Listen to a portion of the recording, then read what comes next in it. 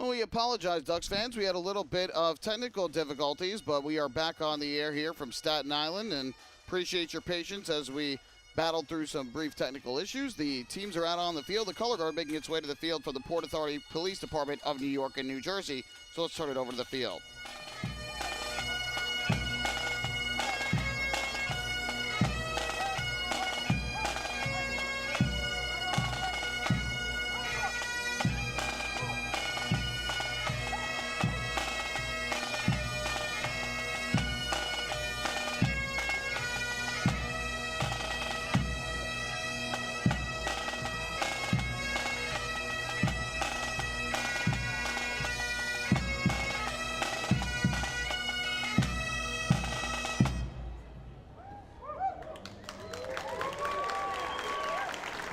We would like to take this moment to remember the life and legacy of beloved coach, player, president, brother, husband, father, and friend, Anthony Varvaro. On Saturday, September 11, 2022, Staten Island lost a piece of its heart that can never be replaced.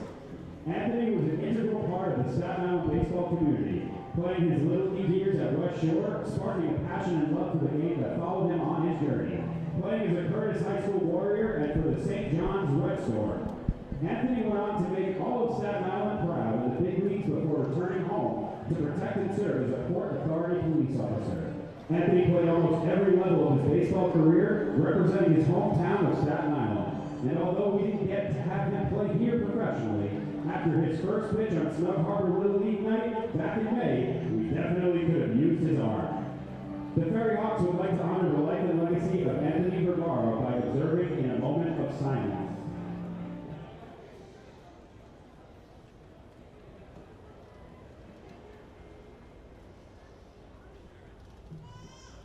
Thank you. Now to honor America and to sing about our national anthem, please welcome Ryan Woods.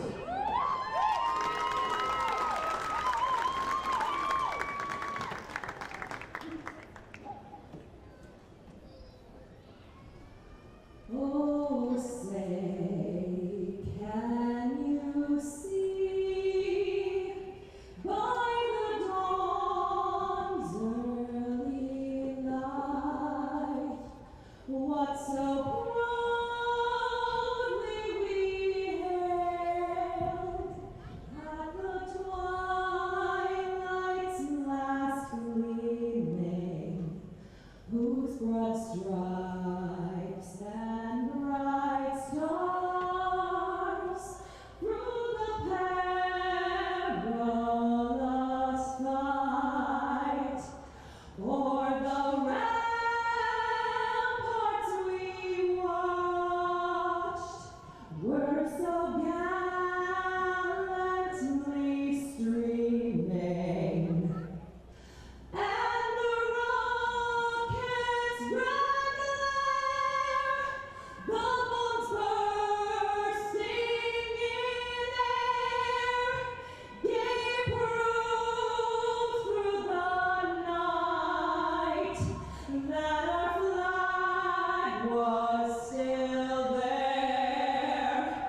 Oh, say, does that star-spangled banner yet wave o'er the land of the free and the home of the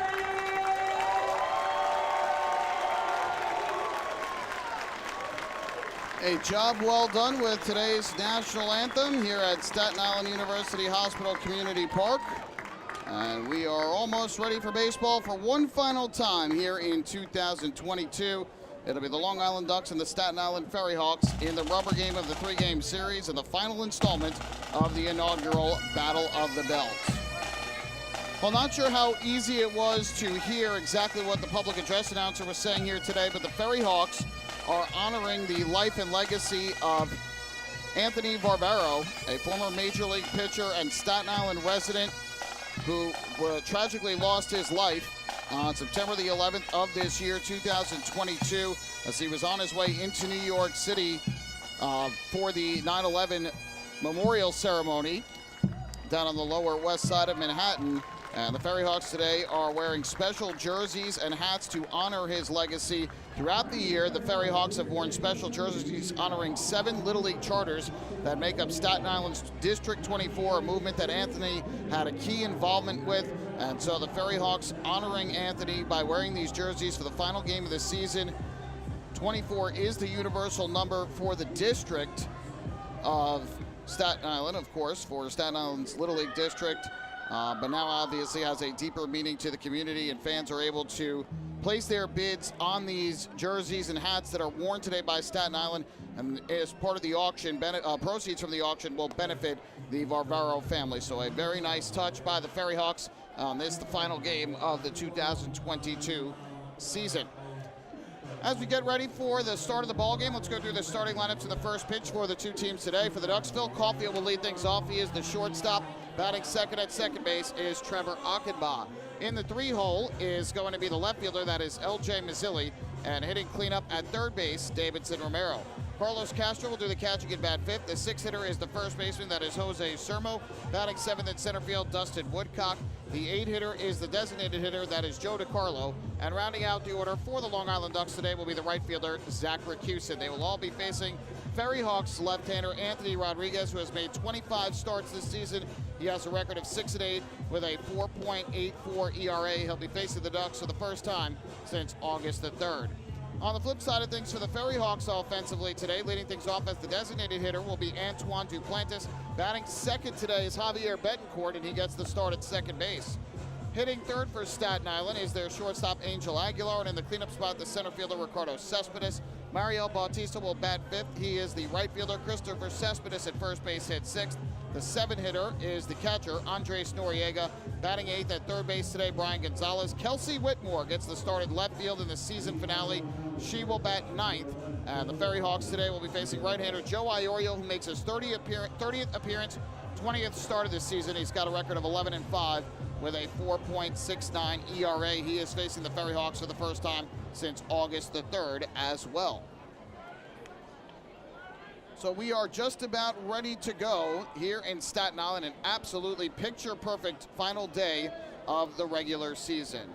Michael Pollock alongside Mike Moore, thank you so much for spending your Sunday afternoon with us. First pitch is taken high and outside for ball number 1, and we're underway at 4:11 in the afternoon here from Staten Island. Phil Caulfield, the leadoff hitter, bats from the left side. He swings and misses at this offering outside. That'll even up the count at 1-1.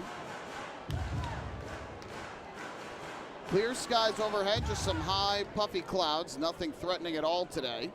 The 1-1. Caulfield foul tips this one off of the shin guards of Noriega. And so the count goes to 1-2 rather on Caulfield.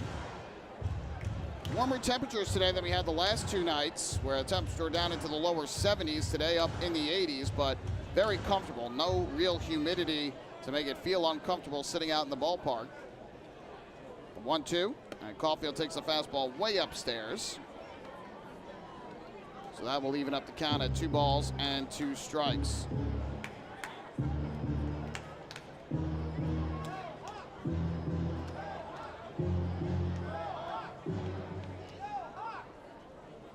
Here comes the 2-2 from Rodriguez. Caulfield takes a breaking ball low and outside. And that'll move the count full at 3 balls and 2 strikes.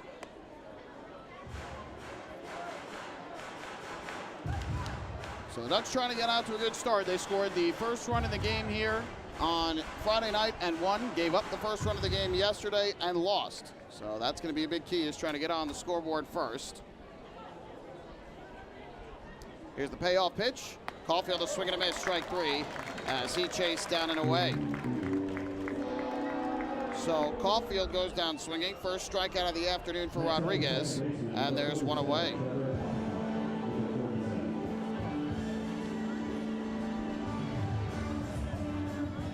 So one away, and that will bring up Trevor Achenbach to the plate, the second baseman and 2-hitter batting from the right side. Javier Betancourt, the second baseman, will shade up the middle for the righty hitter. There is a light breeze today. It's blowing out towards right field, but not very strong at all. First pitch to Akaba. He chases down and away. And the count goes to 0-1. Akaba has done well in his brief time with the Ducks. 11 of 36 at the plate, a .306 average. 2 homers, 7 RBIs. 0-1 is swung on and missed. Again, chasing out of the zone was Akaba. Curveball way downstairs. And the count now 0-2.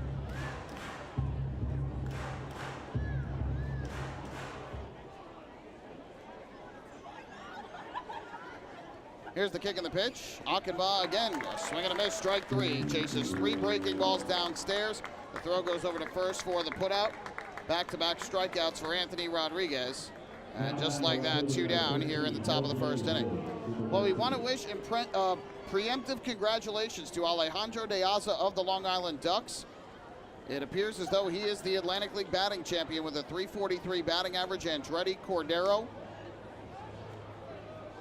has finished his day 2 for 4 at the plate. His batting average at .339. And so De Aza should be the Atlantic League batting champion here for 2022. First pitch is taken inside for a ball. 1-0 on L.J. Mazzilli. 3-hitter and left fielder at the plate. First pitch, or excuse me, the second pitch is taken on the outside corner for a strike. And that will even up the count at 1-1. So De Aza will become the second player in franchise history to win the Atlantic League batting title, joining Craig Binnick, who did it in 2011. Mazzilli takes low in the zone here, and that'll move the count to 2-1.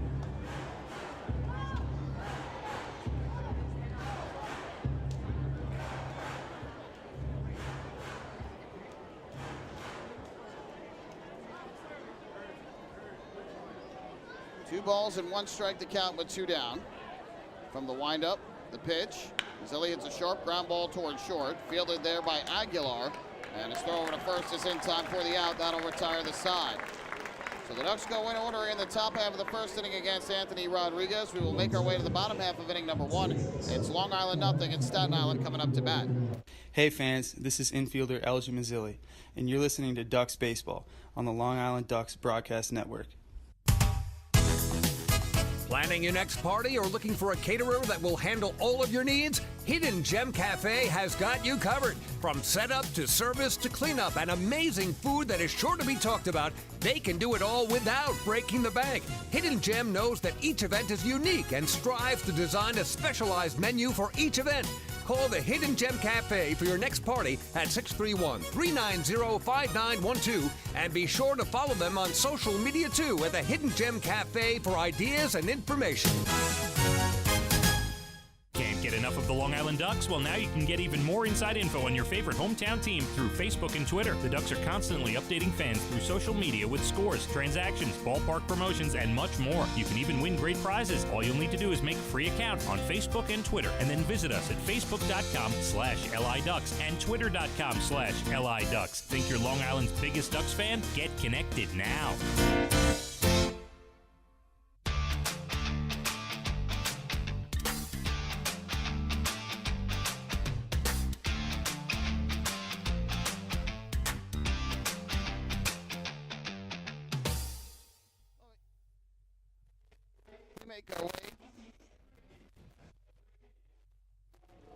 What would the final day of the regular season be without a little technical difficulties? We make our way to the bottom half of the first inning. The Ducks and the FerryHawks are scoreless. Want to remind fans that every time a Ducks batter has walked this season, it is a First National Bank LI walk to first. First National Bank LI celebrating 95 years as Long Island's truly local bank. Explore anniversary promotions and experience customer first service for yourself. Visit fnbli.com. First pitch is taken for a strike from Joe Iorio to Antoine Duplantis. And the count 0-1. Duplantis leading things off for Staten Island. He's the designated hitter this afternoon.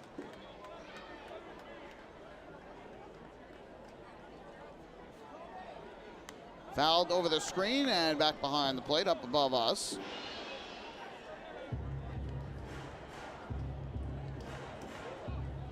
Quickly 0-2 on Duplantis. .299 batting average this year. He has been a solid addition to this Staten Island roster. Didn't start the year with the team, but joined them very early on. 0-2. And Iorio missed outside for ball 1. Joe Iorio making his 30th appearance overall this year, his 20th start of the season. Began the year in the bullpen with 10 relief appearances before he moved into the starting rotation on May the 24th. Here a ground ball hit toward short. Phil Caulfield moves in to field it, and his throw on the first is in time for the out. So Duplantis retired on the ground ball, and there's one away here in the bottom of the first.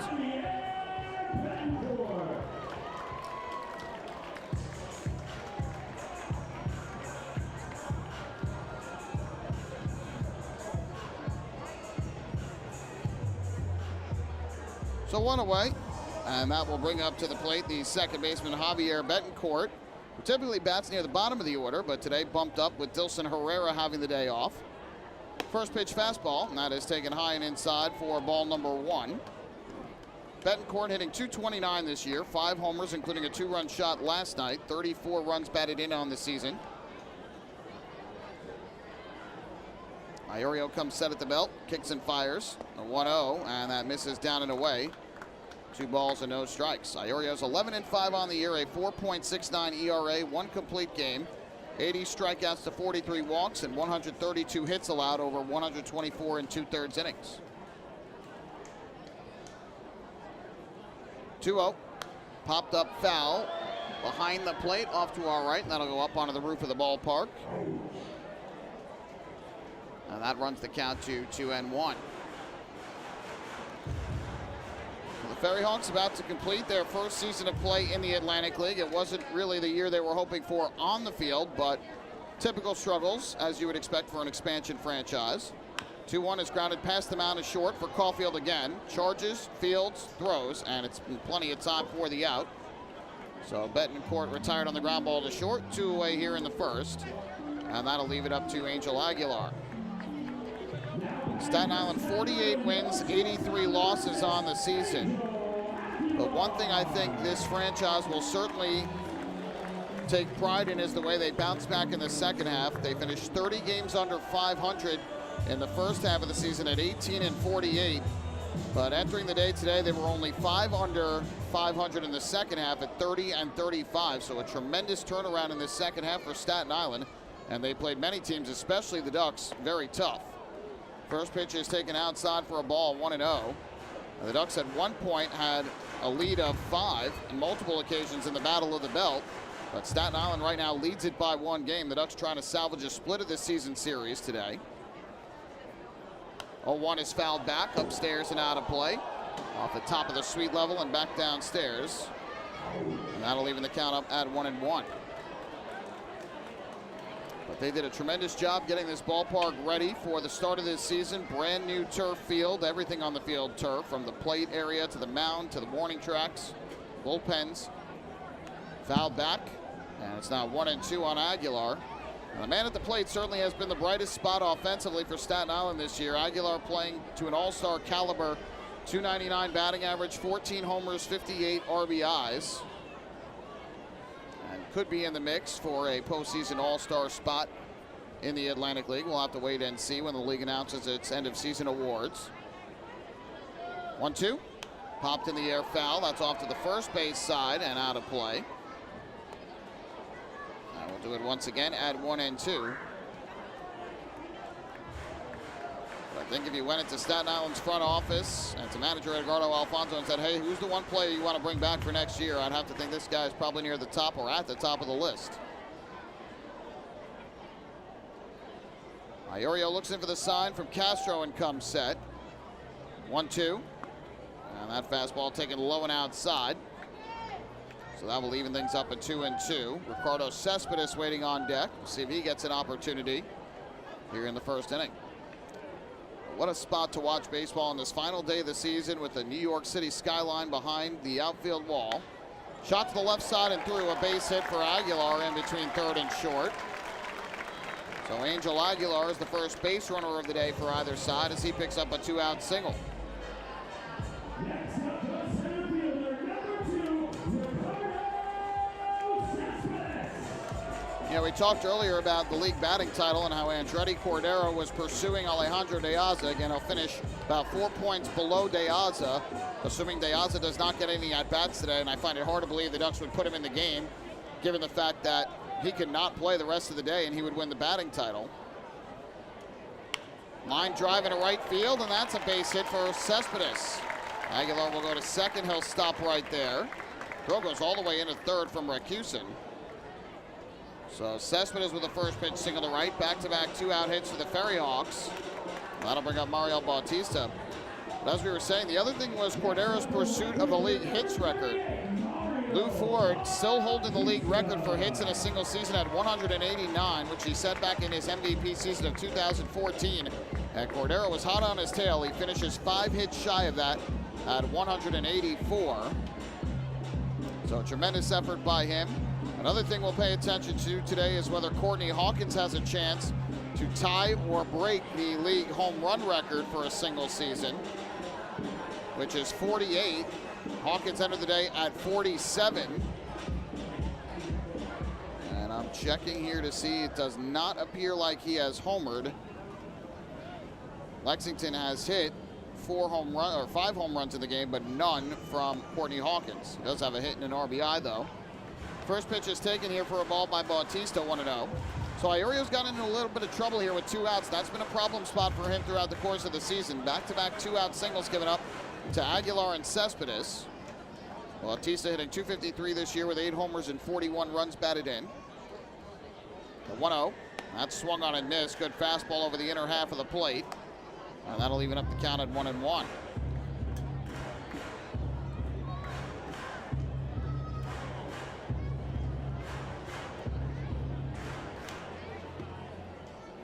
So 1 ball, 1 strike, 2 outs and 2 on for Staten Island. Iorio gets the sign from Castro. Here's the pitch. Bautista takes a fastball well upstairs. And that'll run the count to 2-1. A nice crowd on hand here for the series finale. Not a sold-out crowd by any stretch, but a good amount of fans in the ballpark here today enjoying the final game of the season.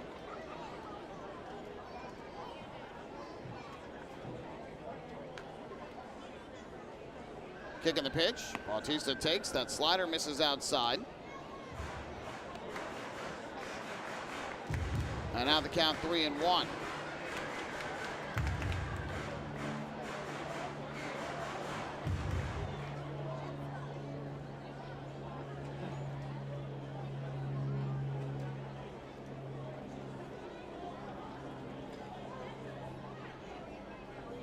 Here comes the kick and the pitch. Swing and a miss. Another good breaking ball by De Aza. This time Bautista went after it and chased down and away. So that'll run the count full at 3-2.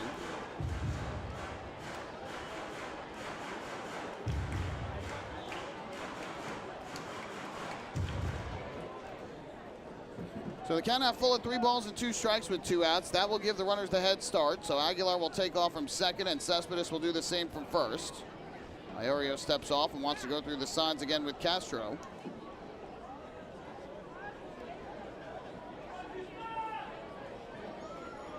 Right-hander is set. Looks to second. The 3-2 pitch. Swung on and lined up the middle. Past the diving try of Achenbach. Base hit. Aguilar rounds third. He will score. Going to third is Cespedes. It's a 2-out RBI single off the bat of Mario Bautista, and 3 straight 2-out hits off of Joe Iorio have given the FerryHawks a 1-0 lead.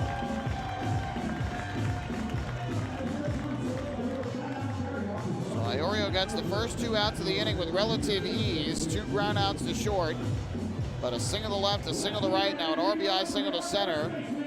That was a bullet past Iorio. Achenbach trying to range up the middle to make the play. Dove, but could not come up with it. And so Bautista continues to be a thorn in the Ducks' side, and the FerryHawks strike first in the season finale. Now Christopher Cespedes with the runner going from first, fouls the pitch off to the first base side. And the count goes to 0-1. So the Ducks will be playing from behind the 8 ball here on this Sunday afternoon in the rubber game of the 3-game set.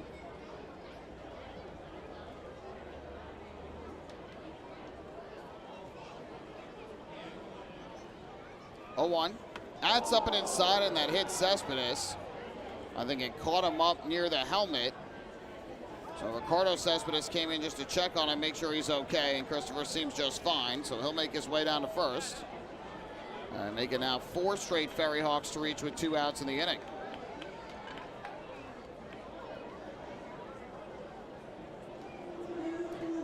On his last few starts, Iorio has been getting into some trouble with 2 outs in an inning. The only run he gave up in his last outing against Southern Maryland came on a 2-out RBI base hit.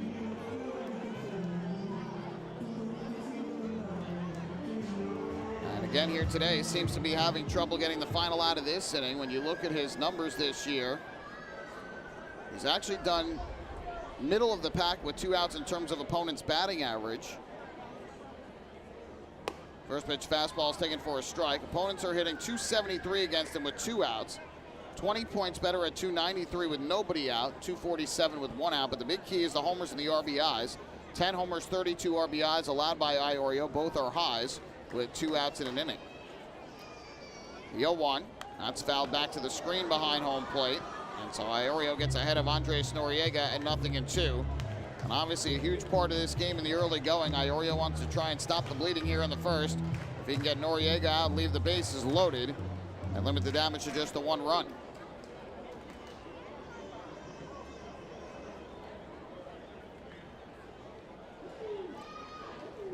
Iorio gets the sign and comes set, the 0-2, and Noriega takes way outside for ball number 1. Not only is Iorio having trouble getting the last out, but his pitch count is skyrocketing, already up to 26 now for the ball game.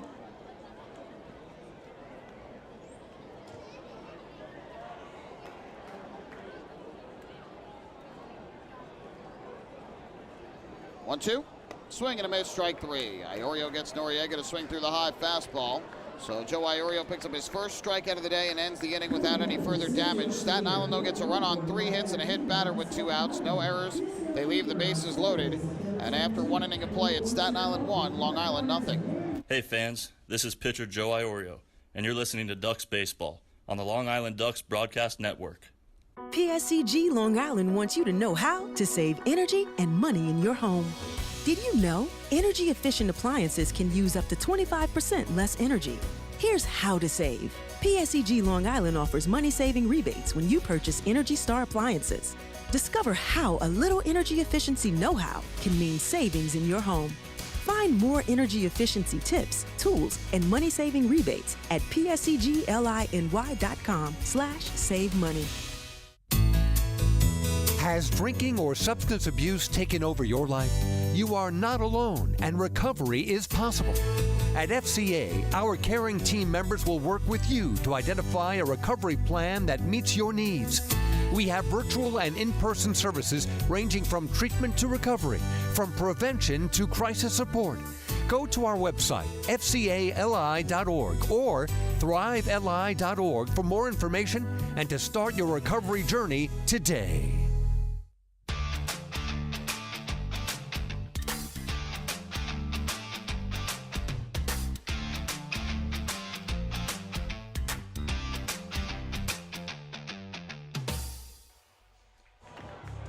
So we move to the top of the second inning. 1-0, the FerryHawks have the lead in the early going. Mario Bautista's RBI single proving to be the difference in the game thus far. And Anthony Rodriguez will go back to the mound for his second inning of work. And for the Ducks, they will be sending to the plate their 4, 5, and 6 hitters after Rodriguez retired the side in order in the first inning. It'll be Davidson Romero, Carlos Castro, and Jose Sermo due up to the plate. So good job by Iorio to get the strikeout of Andres Noriega after 4 straight had reached with 2 outs in the first.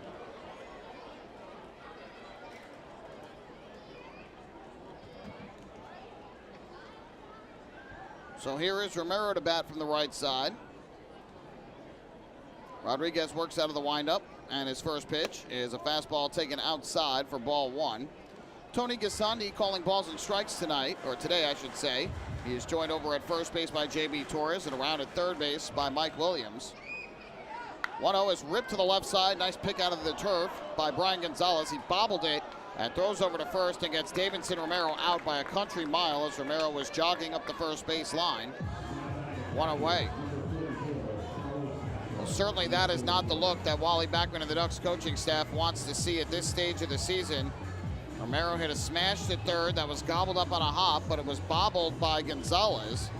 And had Romero been hustling, there was a chance he could have made it a much closer play. But Romero really not hustling at all up the first base line. He threw the bat away in disgust as well after Gonzalez made the play. So 1 away here in the second, and that'll bring up the catcher Carlos Castro to the plate. First pitch, and that is a breaking ball taken for a strike at the knees, 0-1. Castro hitting .323 this year between the Ducks, the Genomes, and the Revolution. 13 home runs, 68 RBIs. Swing and a miss. This time Castro chases outside. And the count quickly 0-2. For Rodriguez, this is his 26th start of the year. He is 6-8 with a 4.84 ERA, 1 complete game, 1 shutout. 0-2 is hit high in the air to center, well struck. Back goes Ricardo Cespedes to the track. He's at the wall, jumps up. It's off his glove, off the top of his head, and it lands on the warning track. And Castro will be in safely at second base with a double. Boy, Castro gave that one a ride straight away to center to the 390-foot sign. And Ricardo Cespedes went a long way back, jumped up to try and make the catch. And it went in and out of his glove and then hit the top of his head. And is Cespedes okay? Mario Bautista, the right fielder, was waving towards the FerryHawks dugout on the third base side. And Cespedes seems to be hunched over there in center field. But it doesn't look like we're going to get a visit from the Staten Island trainer. So Carlos Castro with his 32nd double of the year. The Ducks have their first hit and first base runner of the day.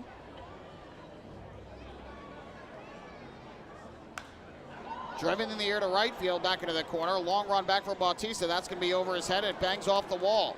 Castro around third. He will come in to score. And in at second base with a first pitch RBI double is Jose Sermo. And the Ducks have answered right back to tie the game up at 1 apiece. So Castro with a booming double to center. Sermo goes the other way with a double off the right field fence. For Jose Sermo, his 14th RBI with the Ducks, his second double. And back-to-back 1-out, 2-base hits have pulled the flock even.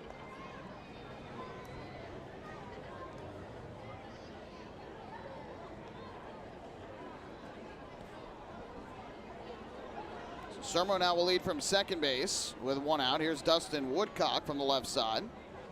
He takes the first pitch, and that just nips the outside corner for a strike. 0-1.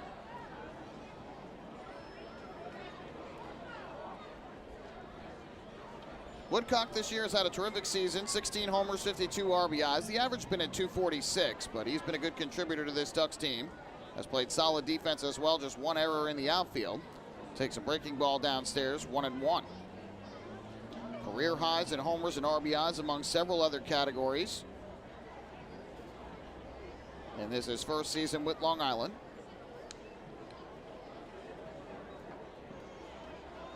Left-handers 1-1. And Woodcock takes a curveball down and away, 2-1. And I thought last night was such a great moment for Woodcock, who routinely this year was not in the starting lineup against left-handed pitchers. Comes in and faces a lefty, Michael Sullivan, who was brought in by Edgardo Alfonso in the 8th inning with 2 outs. And Woodcock, in a good at bat, homers to right field to tie the game. 2-1 pitch. Woodcock takes a fastball down and away. And that'll move the count to 3-1. And boy, were his teammates, especially Carlos Castro, happy for him. A big moment for Woodcock.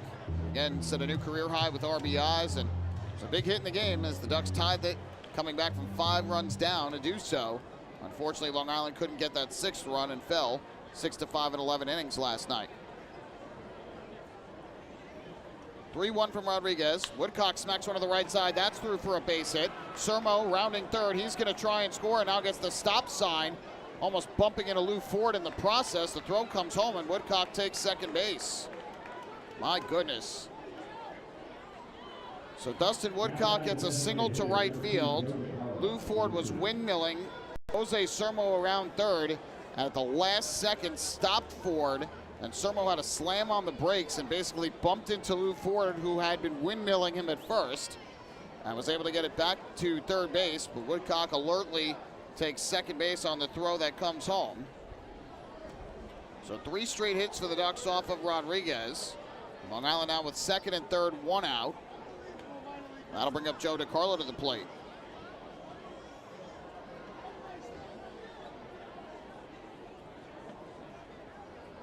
Infield has come in. First pitch. DiCarlo a swing and a miss as he chased downstairs for strike 1. The corner infielders are playing in tight, just behind the green turf. The middle infield is a little bit further back, not quite halfway, a little bit closer than halfway. Sermo leads from third, Woodcock from second. 0-1. DiCarlo takes down to the turf. Good block by Noriega going to his left. So that keeps the runners put, and the count 1-1.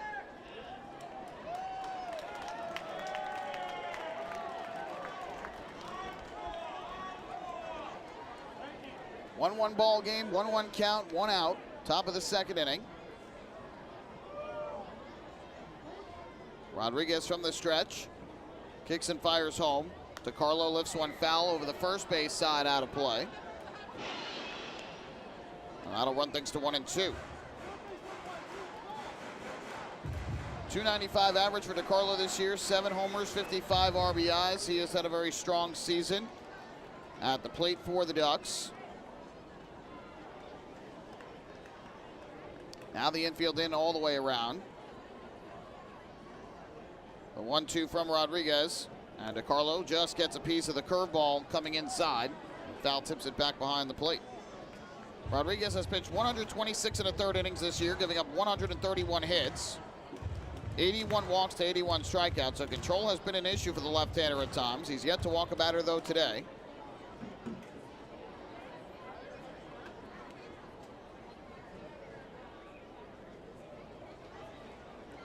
Here comes his 1-2.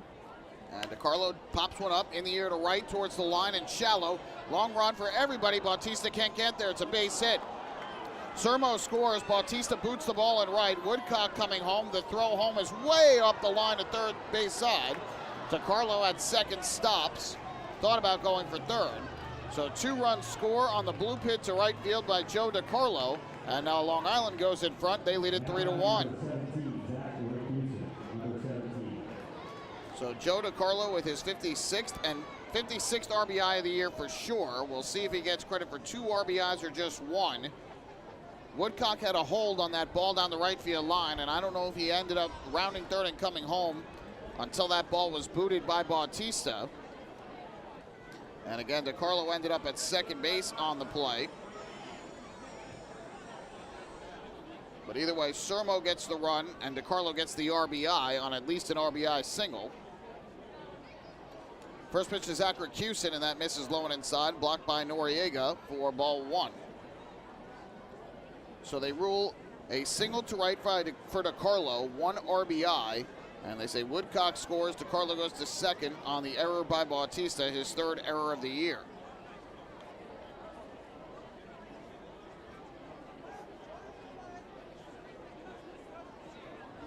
Here comes the 1-0. And the pitch to Racusin is taken outside. 2 balls and no strikes. Racusin, 12 of 56 since he joined the Ducks, a .214 batting average, no homers, 4 RBIs.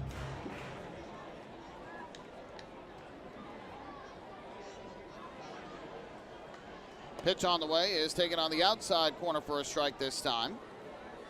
And that'll move the count to 2-1. Racusin did not like that call from Tony Gasandi, the home plate umpire.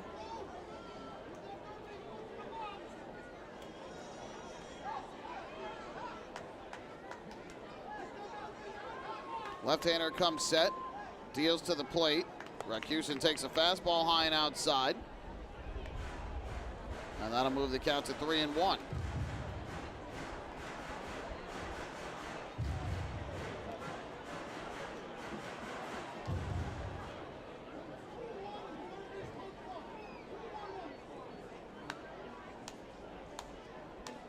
Rodriguez getting into trouble here with one out in the second.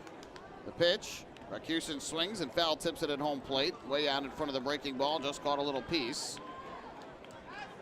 And so the count goes full at 3-2. So after the FerryHawks sent 4 straight batters to the plate and got on with 2 outs in the first, the Ducks have had 4 straight reach on 4 consecutive hits with 1 out here in the second.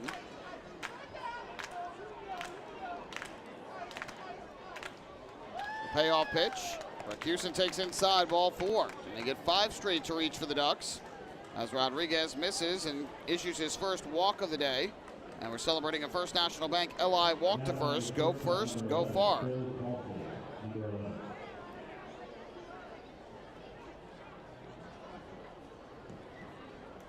So Rodriguez is now allowed back-to-back doubles, a single, an RBI single with an error and a walk. So the bottom 5 in the Ducks lineup. Back to the top of the order we go for Phil Caulfield. 7th batter of the inning for Long Island.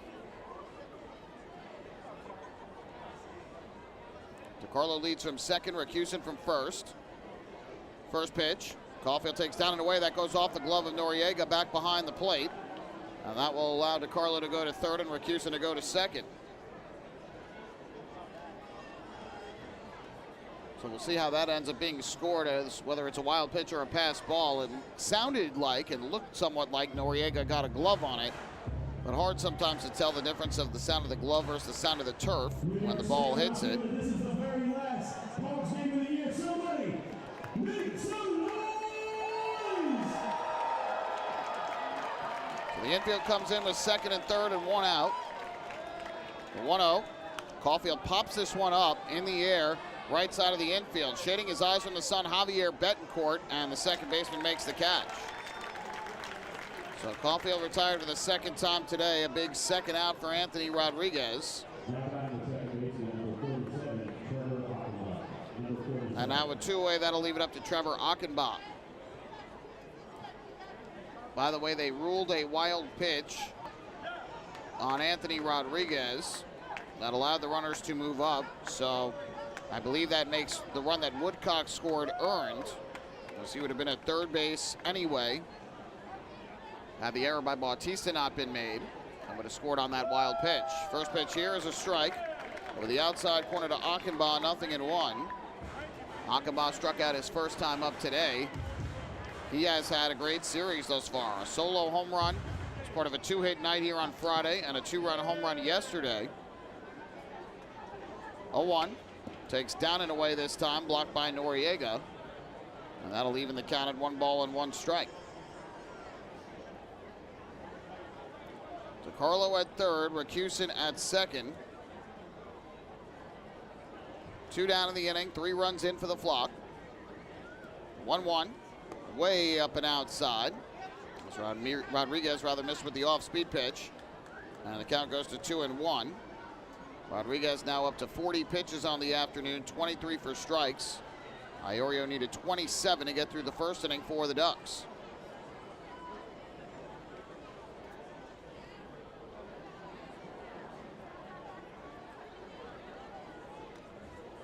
Here comes the 2-1. Fouled over the screen, back behind the plate, up into the suites. Goes off the hand of a fan, and Karam's back down below. The fans booing him here in Staten Island. Count now even at 2-2, and Rodriguez a strike 3 away from avoiding any further trouble.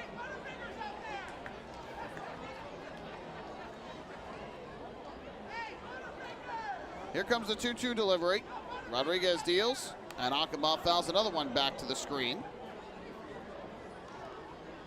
I'm not sure if our viewers are familiar with the spotted lanternfly. It's an invasive species that has made its way to the northeast of Long Island, and of late they have started to become a bit of an issue. Well, they are all over Staten Island right now, and they love to make their home on the screen behind the plate. Every time a foul ball goes off it, you see a bunch of them start flying away.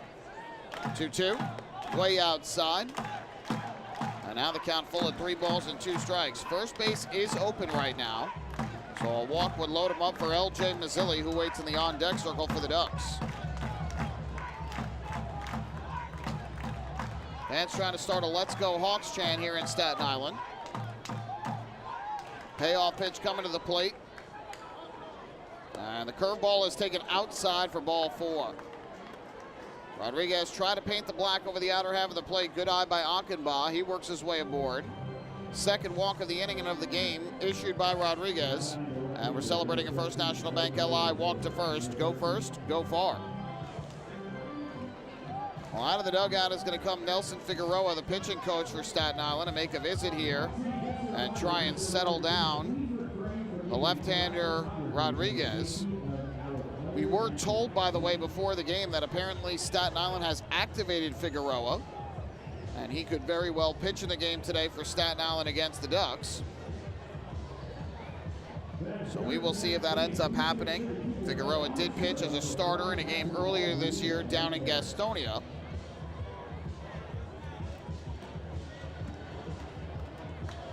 So the conversation is complete on the mound. Figueroa will make his way back to the third base dugout. And now Long Island with the bases loaded and 2 down as they try and extend a 2-run lead. L.J. Mazzilli will be the batter for the Flock.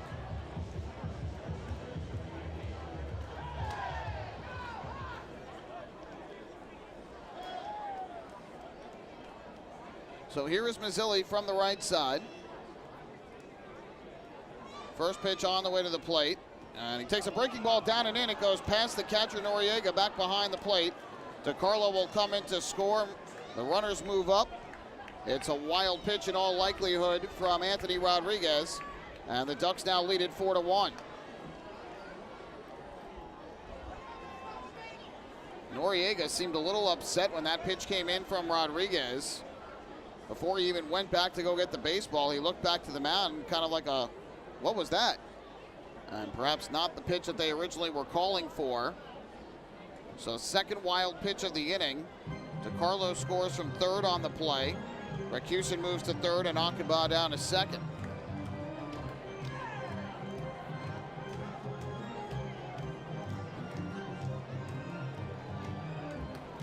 So 4 runs now home for the Ducks on 4 hits, 2 walks, and 2 wild pitches plus an error. Not a good inning for Staten Island out in the field.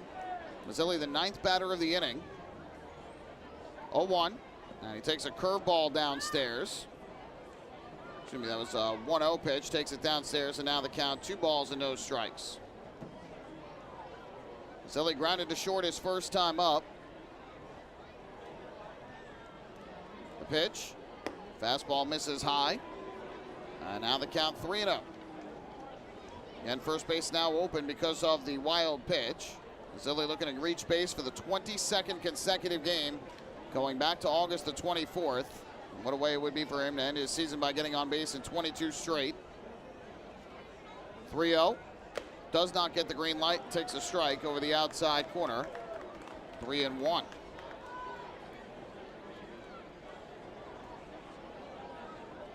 Mazzilli this year a .333 hitter with the bases loaded, 5 for 15, no homers, 10 RBIs. Here he hits a ground ball to short. Angel Aguilar will field it. His throw to first is in time for the out, and that will retire the side.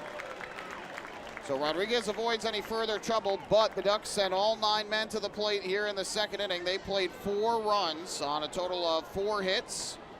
There were 2 walks, an error, 2 wild pitches, and ultimately the Ducks leave a pair on the bases. We go to the bottom of the second inning. It's now the Long Island Ducks 4, the Staten Island FerryHawks 1. Hey fans, this is Tyler Webb, left-handed pitcher, and you're listening to Ducks Baseball on the Long Island Ducks Broadcast Network. Hey, Ducks fans, the official hotel of the Long Island Ducks is the Radisson Hotel, Hauppauge, Long Island. It's centrally located on the north shore of Long Island and offers a home away from home for both business and leisure guests. The Radisson Hotel, Hauppauge, Long Island features an indoor pool, 24-hour business center, a fitness center, and complimentary Wi-Fi in all guest rooms. Enjoy the contemporary American cuisine at the Fountain Grill restaurant or grab a quick bite to eat at Cafe Prato. And best of all, it's only only minutes away from Fairfield Properties Ballpark. The Radisson Hotel, Hop Hog, Long Island, the official hotel of the Long Island Ducks. Call 231-1100 today. That's 631-231-1100. Your source for everything Ducks is liducks.com. The official website of the Long Island Ducks is the best place to stay up to date with Long Island's hometown team. Purchase tickets to the game, see the full promotional schedule, visit the online store, read the latest news stories, and watch every game live right on the homepage. The site offers an optimal browsing experience on either your computer or mobile device. liducks.com, the official website of the Long Island Ducks, your one-stop shop for all things Ducks baseball.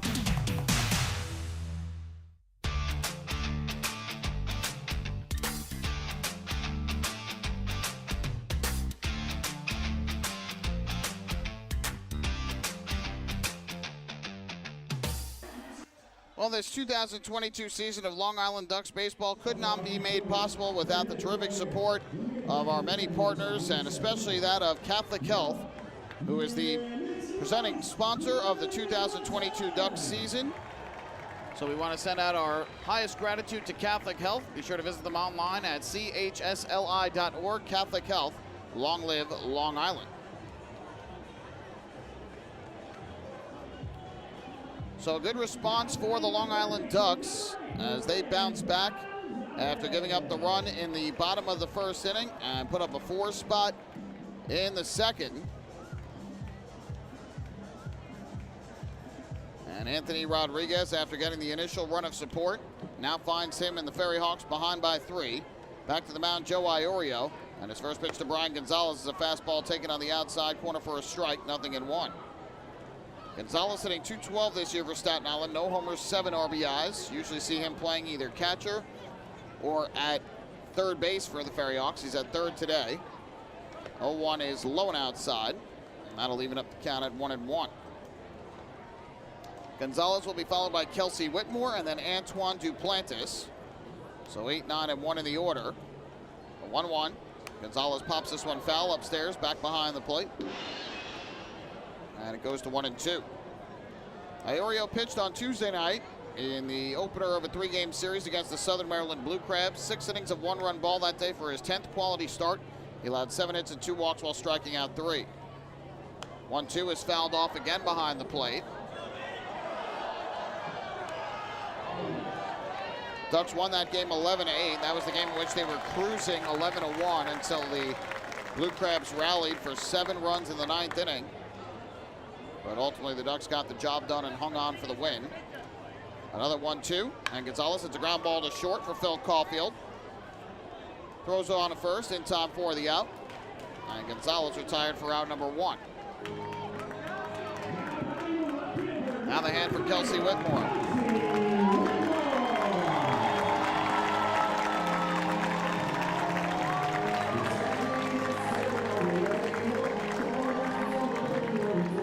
The fans here in Staten Island continue to show their appreciation for Kelsey Whitmore, who against the Ducks earlier this month picked up the first hit of her season. And she is now one of 2 female players in the Atlantic League to get a base hit. First pitch here is outside for ball 1. Scrappy Hopkins of the Wild Health Genomes achieved that earlier this weekend. So congratulations to her. The 1-0. Whitmore a swing and a miss. Late on the offering from Iorio. And that'll even the count at 1-1. Whitmore is 1 for 36 at the plate this year. No homers or RBIs. She has scored 2 runs and walked twice. 1-1. Swing and a miss. And Iorio gets ahead here at 1-2 on Kelsey Whitmore. Whitmore, a two-way player. She can pitch as well. We've seen her on the mound in a few games this year against the Ducks. 1-2. Swing and a miss, strike 3. Chased down and in against Iorio. So the Ducks right-hander picks up his second strikeout of the day. Whitmore retired on strikes, and with 2 down, that'll leave it up to the designated hitter, Antoine Duplantis.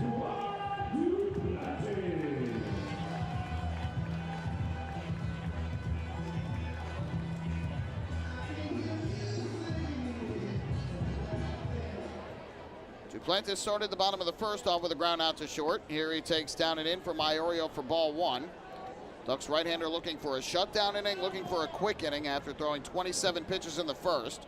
But he got the first two batters out in the first before running into trouble. For 1-0. That's popped in the air to center field. Dustin Woodcock drifts back a few steps. He'll make the catch. And this time Maiorio does not face any two-out troubles as he retires the FerryHawks 1-2-3. That means it's a PSEG Long Island energy efficient inning with energy efficiency programs from PSEG Long Island. Saving on your electric bill is also as easy as 1, 2, 3. Visit PSEGLINY.com/efficiency. It's just one more way PSEG Long Island is making things work for you. Hey fans, this is outfielder Alejandro de Asa, and you are listening to Dog Baseball on the Long Island Dog Broadcast Network. This is it. Check it out. See what everyone's talking about. Let Nicolak Pavers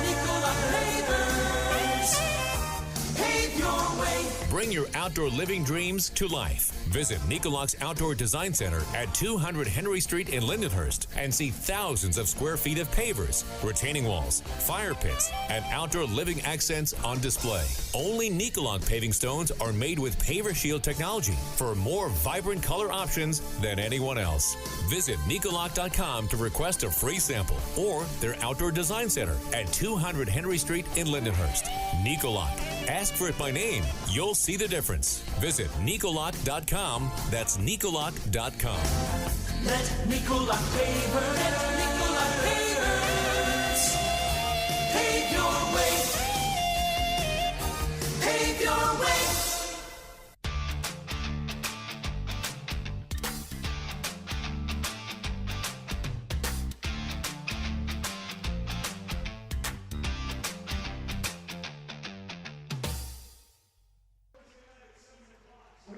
We make our way to the top of the third inning. The Long Island Ducks and the Staten Island FerryHawks for the final time this 2022 season. Ducks have themselves the lead at 4-1. As we make our way to the third, it'll be Davidson Romero, Carlos Castro, and Jose Sermo due up to the plate. The same three that were due up to begin the second inning rather. Fans, we want to once again thank our partners at Island Federal Credit Union who teamed up with the Ducks this summer to hit home runs for hunger. Every time a Ducks player hit a home run this season, Island Federal donated $100 to Long Island Cares in an effort to help improve food security for families on Long Island. First pitch on the way here to Davidson Romero, and he takes outside for ball one. Because the Ducks have hit over 100 home runs this season, Island Federal has made a donation of $10,000 to Long Island Cares. Island Federal Credit Union catch the wave to better banking. The Ducks have hit 116 home runs total this year thus far. Pitch here is taken for a strike, and that will even up the count at 1-1. Romero ground out to third to begin the second inning. Here he pops one up in the air foul, first base side, and this will drift out of play into the stands. It landed in a seat. One seat to the left of a gentleman sitting in the third row behind the Ducks dugout who had absolutely no idea where that baseball was, and very fortunate that he did not get hit with that baseball because it was very, very close to him.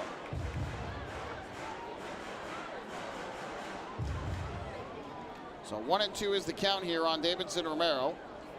The kick, the pitch, that's fouled off to the first base side out of play. And we'll do it again at 1-2.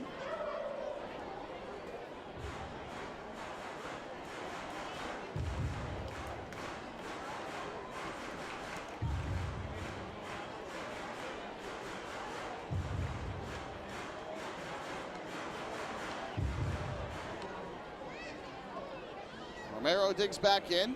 The kick and the pitch from Rodriguez, and that's hit high in the air to center field. Ricardo Cespedes racing in, still coming on, and he makes the running catch. He and I think, were both confused. I thought that ball was hit much further than it actually was, and Cespedes had to go a long way to catch it. So one away, and up will step the catcher, Carlos Castro.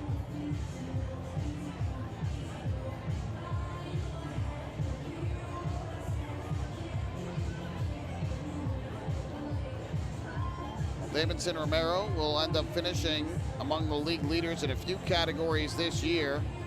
And what has been a very strong offensive season for him. Right now, second in the league in on-base percentage at .417 behind Deaza, who will finish his season, assuming he doesn't play today, with a .452 on-base percentage. Pitch is fouled off for strike one. Romero third in the league in walks with 86. He would need 7 today to move into second place. So Romero did a good job getting on base throughout the course of this season. Here, Castro pops one in the air behind first along the line. Christopher Cespedes out in shallow right field will make the catch in fair territory. And there's the second out. So Castro, who doubled his first time up to center, is now 1 for 2. Now with 2 away, up will step first baseman Jose Sermo.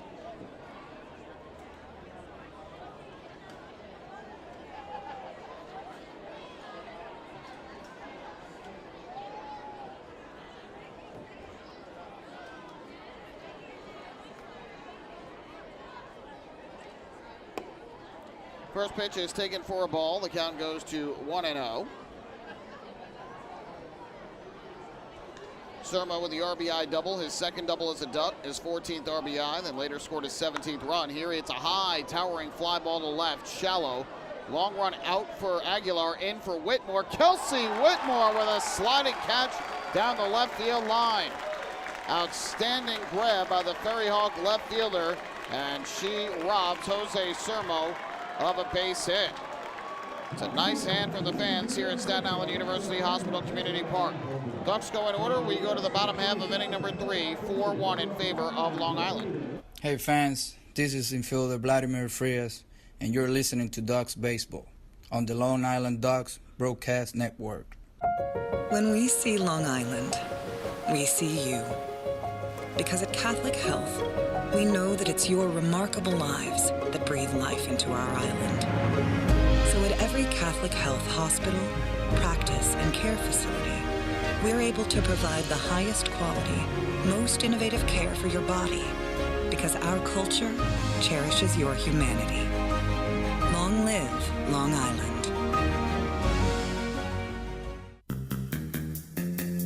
Take your group out to the game this season and enjoy all the fun of Ducks baseball at discounted prices with the picnic area, luxury suites, party deck, and so much more. Bringing your group to the game will be an unforgettable experience. The Ducks even offer opportunities to sing the national anthem, serve as the Ridgewood Savings Bank color guard, be the Nickolock Dream Team, or put on a pregame performance. To book your outing today, call 631-940-3825 and ask for the group sales department. Long Island Ducks baseball. Good times every time.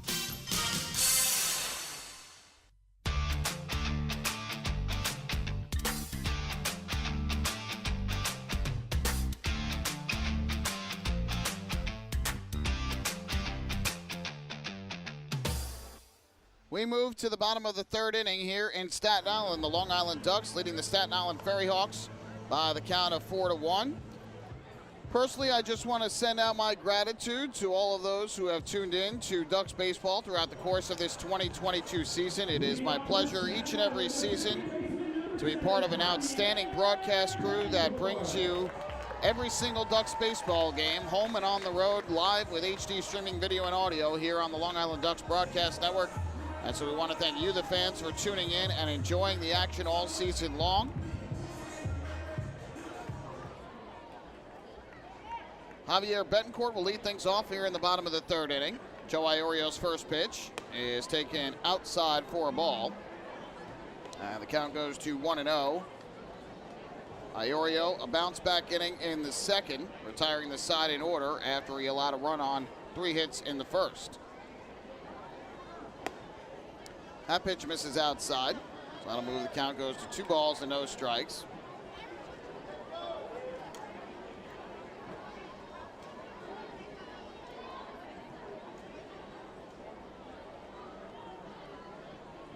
Right-hander kicks and fires. Betancourt takes. That pitch misses inside under the hands. And now 3-0.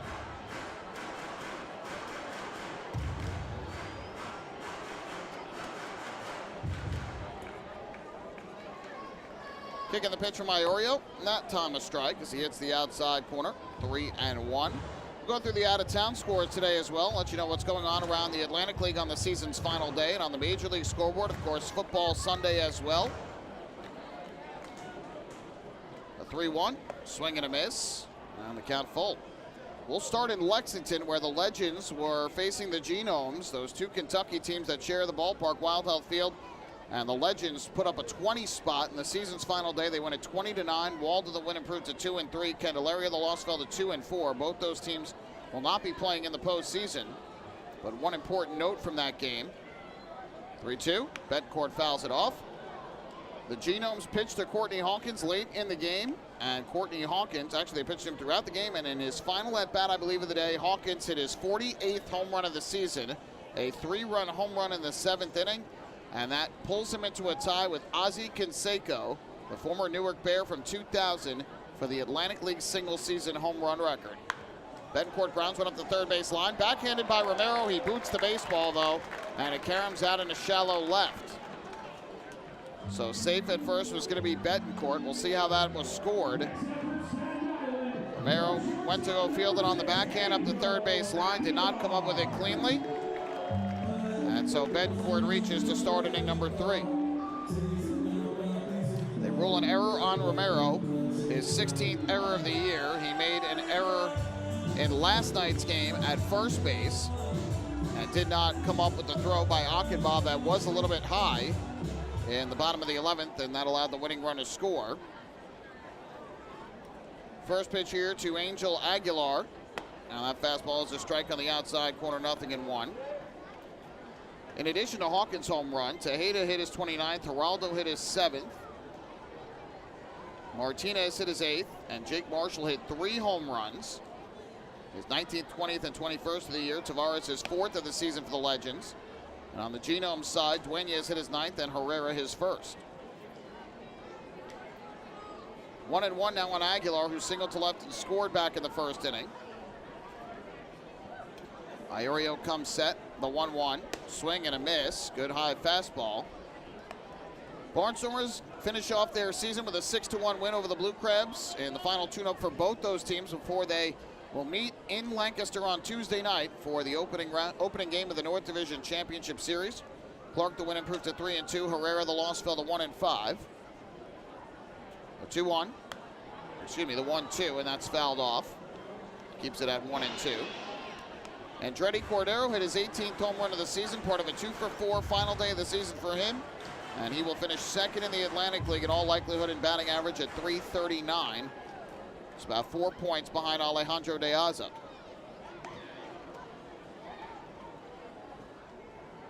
Jake Hoover had 2 RBIs for the Barnstormers. Ryan Haug with the lone RBI for Southern Maryland. There'll be a 1-ball, 2-strike pitch here to Aguilar with a runner at first and nobody out. Iorio set at the belt, fires, and Aguilar fouls one back. York Revolution, a 9-3 win over the High Point Rockers in the season finale. For York, their season comes to a close at 56-76. High Point suffers the loss to fall to 71-61, but they will be playing in the postseason. They will head to Gastonia to take on the Honey Hunters Tuesday night in the opening game of the South Division Championship Series after Gastonia won the first and second half titles in the South Division. Once again, the 1-2, and Aguilar hits a fly ball in the air to left towards the line. L.J. Mazzilli drifts over to his right, and he'll make the catch. There is out number 1 here in the third. Back to first goes Betancourt. So now 1 on and 1 out, and up will step the center fielder, Ricardo Cespedes, to the plate. For York today, Elmer Reyes his 10th home run of the season, Troy Stokes Jr. his 19th, and Josue Herrera his 10th. Only other game in the Atlantic League is going to begin shortly in Charleston, West Virginia, where the Dirty Birds will take on the Honey Hunters. Denson Hull on the mound for Charleston. Riley Hovis, the starter today for Gastonia. Fly ball in the air to right. That's well struck. Back into the corner goes Rakusin to the warning track and makes the catch at the wall. Throw comes back into first base, but back in there safely is Betancourt. Zach Rakusin making a nice grab and the right field corner to rob Cespedes of an extra base hit. And there are 2 away.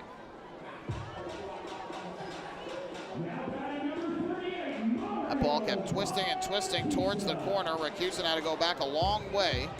The wind is blowing out to right field today, so that might have helped the ball carry a little bit better as well. But ultimately the catch is made. 2 down in the inning. And up will step right fielder Mariel Bautista. On the Major League scoreboard, Mets pick up a 7-3 win over the Pirates today at Citi Field. Rodriguez the win improved to 1-4. Stevenson the loss fell to 2-2. First pitch here is on the outside corner for a strike, 0-1. Jeff McNeil and Daniel Vogelbach with 2 homers apiece, 2 RBIs apiece, for the Mets. Cruz hit his 17th home run of the year for the Pirates. Bautista chases downstairs, and he's quickly behind at 0-2. As for the Yankees, they lead the Brewers 10-6. Bottom of the 8th in Milwaukee. 2 home runs from Aaron Judge, his 58th and 59th of the season. He's now got the most home runs in a single season by a right-handed hitter in AL history, and 2 shy of tying Roger Maris for the American League single-season record. Here Bautista gets into one to left center. That's well hit. Back goes Woodcock. He will look up, and you can forget it. A 2-out, 2-run home run off the bat of Mariel Bautista, who continues to inflict damage against the Ducks. His 9th home run of the season. And once again, Joe Iorio fails to get that 3rd out after getting the first 2. And the FerryHawks are within 1. It's a 4-3 game.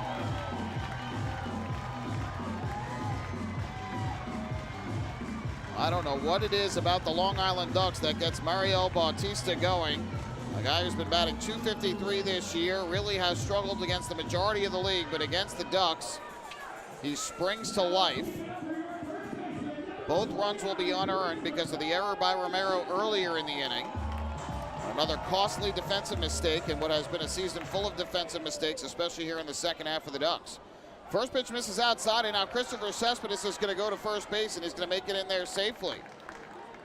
He hesitated a little bit, but then took first. So interesting to see at this stage of the season, but Christopher Cespedes seeing a ball go behind the plate. He takes first base, and he'll get credit for a base hit. So Castro could not come up with a pitch from Iorio. Cespedes reaches. Back-to-back 2-out hits for the FerryHawks. And now Andres Noriega to the plate.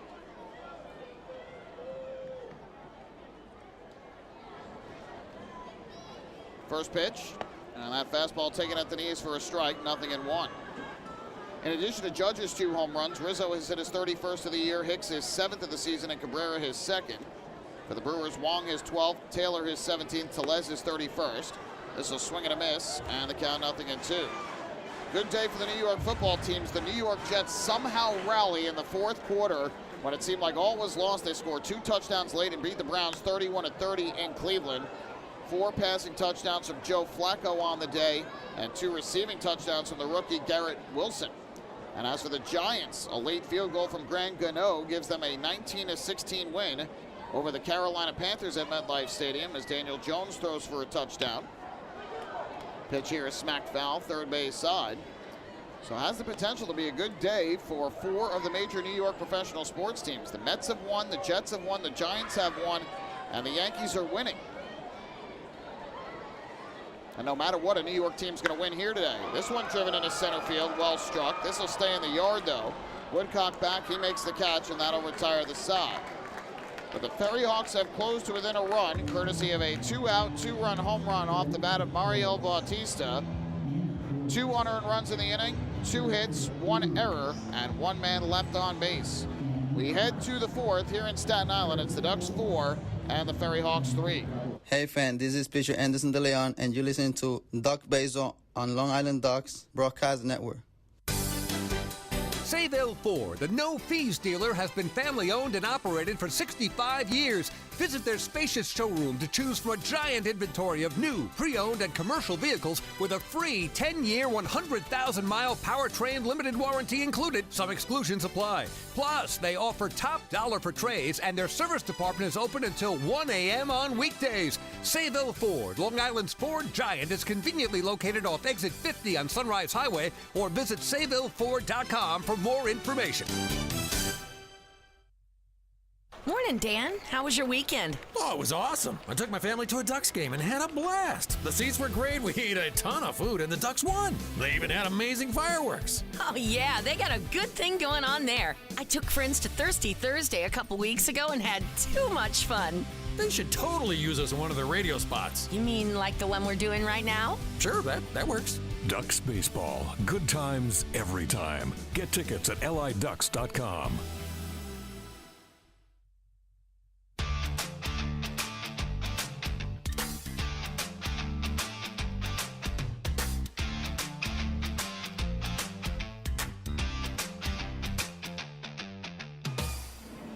To the fourth inning we go here in Staten Island. Ducks with a 4-3 lead over the FerryHawks. Staten Island, though, out-hitting Long Island 5-4. Each side has committed an error thus far in the game.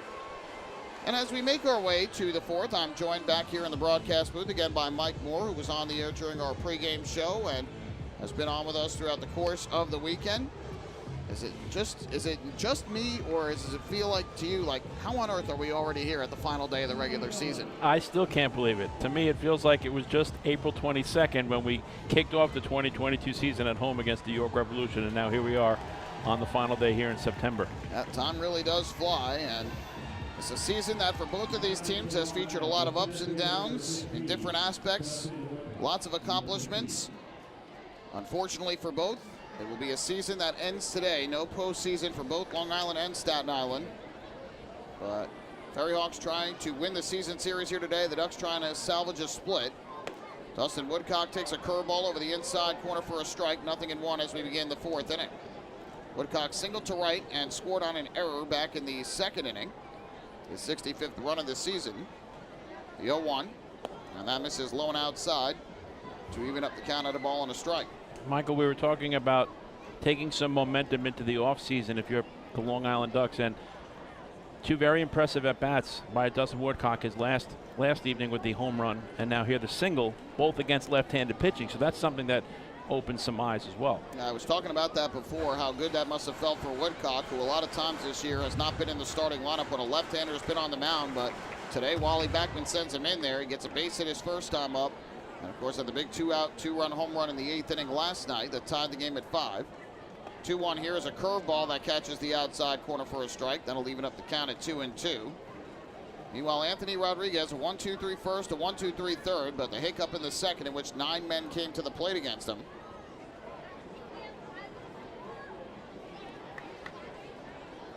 2-2. And Woodcock drives one in the air to left. That's hit well down the left field line, twisting back into the corner, and it's going to be a foul ball. Dustin Woodcock almost driving a solo home run the other way down the left field line, but that ball just kept slicing and slicing and went to the left of the foul pole. And in his 2 scoreless innings, in the first and third, in which he had 1-2-3 frames, he threw just 22 pitches. But in that second inning for the Ducks, when they scored 4 runs, he threw 36 pitches. That's what the Ducks want to keep doing, is trying to run up his pitch count and add to their lead. 2-2 is hit on the ground on the left side of the infield in the hole. Backhanded by Aguilar, the long throw, and it's not in time.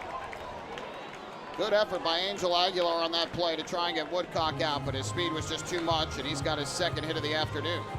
And that's great hustle by Dustin out of the left side of the batter's box, smelling infield single. And once the ball got past the reach of the third baseman in Gonzalez, a great play by Aguilar, but just too much speed for Woodcock. Gonzalez was well off the third base bag with a lefty hitter at the plate, and Aguilar shaded towards the middle. So the leadoff man on base for the Ducks for the first time today. Now it's Joe DiCarlo to snap throw to first, and Woodcock is back safely. Woodcock will have to be careful. He has 17 steals on the year, has been caught 5 times, but a lot tougher to run with the lefty on the mound. And he's able to get that ball over to first much quicker. Now the first pitch. DeCarlo pops it up in the air behind first. Christopher Cespedes in a foul ground, racing over to the Ducks bullpen, and it's going to land in foul territory on the field of play. Cespedes had trouble with it. Javier Betancourt also gave chase, but neither able to track it down, and it's 0-1 on DeCarlo. And Michael, with the first baseman Cespedes having to hold on the base runner in Woodcock, the second baseman in Betancourt is shaded well towards the bag, so there's a huge hole for DeCarlo on the right side of the infield.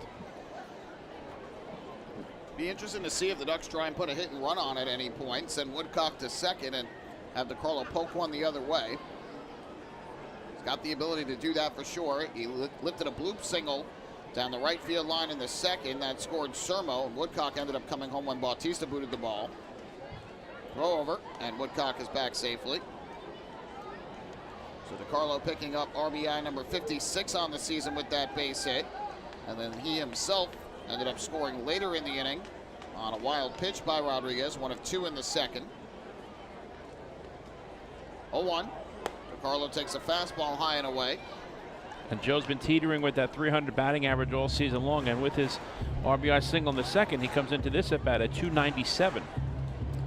Chance for him if he has a monster day today to get back up to 300. It'll be tough, but it is certainly possible. 1-1. Here's a curveball that catches the outside corner for a strike. 1-2. It's the Ducks roster that has featured a lot of new faces that have come in and out since opening day. But Woodcock, the man at first, DeCarlo, the man at the plate, have been two of the constants that have been there all season long. Rodriguez is 1-2, runner for first goes. They have Woodcock caught, throw down to second base, and it is in time for the out. So Dustin Woodcock picked off and caught stealing at second base. 1-3-6 on the putout. That was what I was saying before. You got to be careful with the lefty on the mound. Woodcock broke too soon, and it cost the Ducks an out. And Rodriguez does have a very good move, like most left-handed pitchers do, and Woodcock took a guess, and the gamble did not pay off. 1-2 pitch. DeCarlo rips one, foul down the third base line. Almost hit Lou Ford coaching down at third base. So we'll do it once again at a ball and 2 strikes. And Michael, you were talking about Joe DeCarlo being a fixture in this Ducks lineup all season long. He's stayed healthy, and so has Dustin Woodcock for a majority of the 2022 campaign. He did have a bit of an injury towards the middle of the season, but he's been in the lineup. Pitch misses high and outside, 2-2. Injuries certainly have bitten the Ducks at a couple different points during the course of the season, but for the most part, guys like him and Woodcock have stayed relatively healthy. 2-2.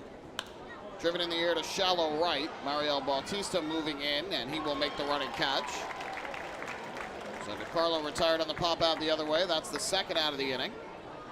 And with 2 down, that'll leave it up to Zach Rakusin. Rodriguez last faced the Ducks on August the 3rd here in Staten Island. He took the loss that day, allowing 3 runs, 2 earned on 7 hits and 4 walks over 5 2/3 innings. But he's had success at different points against the Ducks this year. 6 innings of 1-run ball and a win July 5th. 6 innings of 1-run ball and a win July 29th. 5 scoreless innings. Took a no decision June 10th. First pitch here misses, and it's 1-0. On the 9-hitter, Zach Rakusin, who drew a walk his first time up. I came back in the second inning. Here he chops one into the ground foul. Third base side, 1-1. And with the pickoff and caught stealing of Dustin Woodcock, an opportunity now for Rodriguez, who faced the minimum for the 3rd time in 4 innings on the mound. Tied the side in order in the first and in the third. 1-1. Swing and a miss as Rakusin chases down and away. 1-2. This is Rodriguez's 7th start overall against the Ducks. He's 2-2 with a 4.97 ERA. Staten Island has had a lower ERA and a higher batting average than the Ducks have in the season series.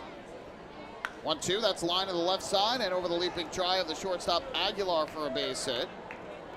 Second hit of the inning for the Ducks. And for Rakusin, his first hit of the day, he's been on base twice. That's a real nice at bat by Rakusin as he stayed back on the breaking ball and was able to lift it in the air to left field. And as you said, he's reached base in both plate appearances in the number 9 spot on the batting order. So that's very impressive as well on this final day of the season. Yeah, he has not gotten a ton of playing time here down the stretch for the Ducks after being acquired from Gateway. So trying to make the most of his opportunity here on the season's final day. Quick throw over, and Rakusin scampers back to the bag.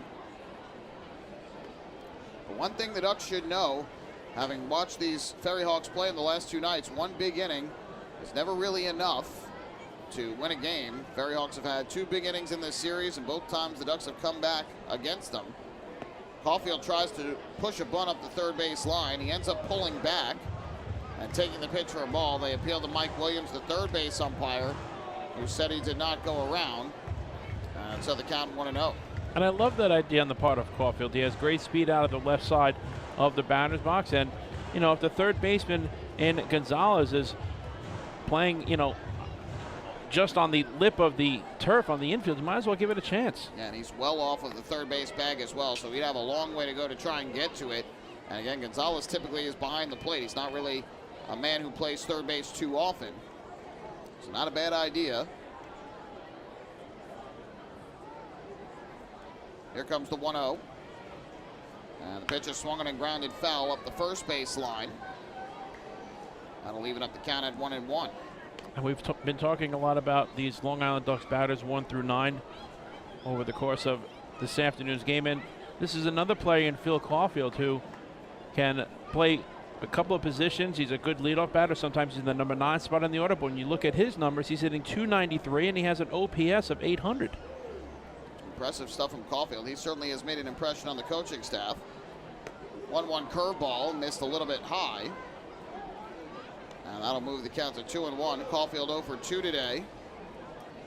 He, Mazzilli, and Romero each 0 for 2 thus far in the game. Everybody else has been on at least once for the Ducks.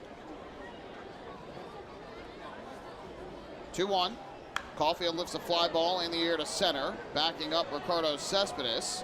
And he'll track it down for the final out here in the top of the 4th inning. So the Ducks pick up a pair of hits in the 4th, but they come up empty in the run department. No errors in the inning, 1 man left. Through 3.5 innings of play, it's the Ducks 4, the FerryHawks 3. Hey fans, this is outfielder and hitting coach Lou Ford, and you're listening to Ducks Baseball on the Long Island Ducks Broadcast Network. Last night while my husband was sleeping, he shouted, "Baby, I want more." And I said, "What more could you want? You got me." And he said, "I was dreaming about a new house." So we went online to First National Bank of Long Island and applied for a mortgage. Best night of my life. With competitive mortgage rates and flexible solutions, First National is the local bank that always puts you first. Let's connect at fnbli.com. First National. Go first. Go far. The First National Bank of Long Island. Member FDIC. Equal opportunity lender. Equal housing lender. Loan subject to credit approval. Hey kids, are you ready to be part of the coolest club in town? If so, sign up today for the Long Island Ducks Kids Club presented by Bethpage Federal Credit Union. Children 14 and under will receive exclusive perks that only come with being a member, including a free ticket to a Ducks game, a free commemorative yearbook, 10% off at the Waddle Inn Shop, and much more. They'll also receive priority access to skip the line during Kids Run the Bases at all Sunday home games. Sign up today by visiting liducks.com or by calling 631-940-3825, and we'll see you at the ballpark.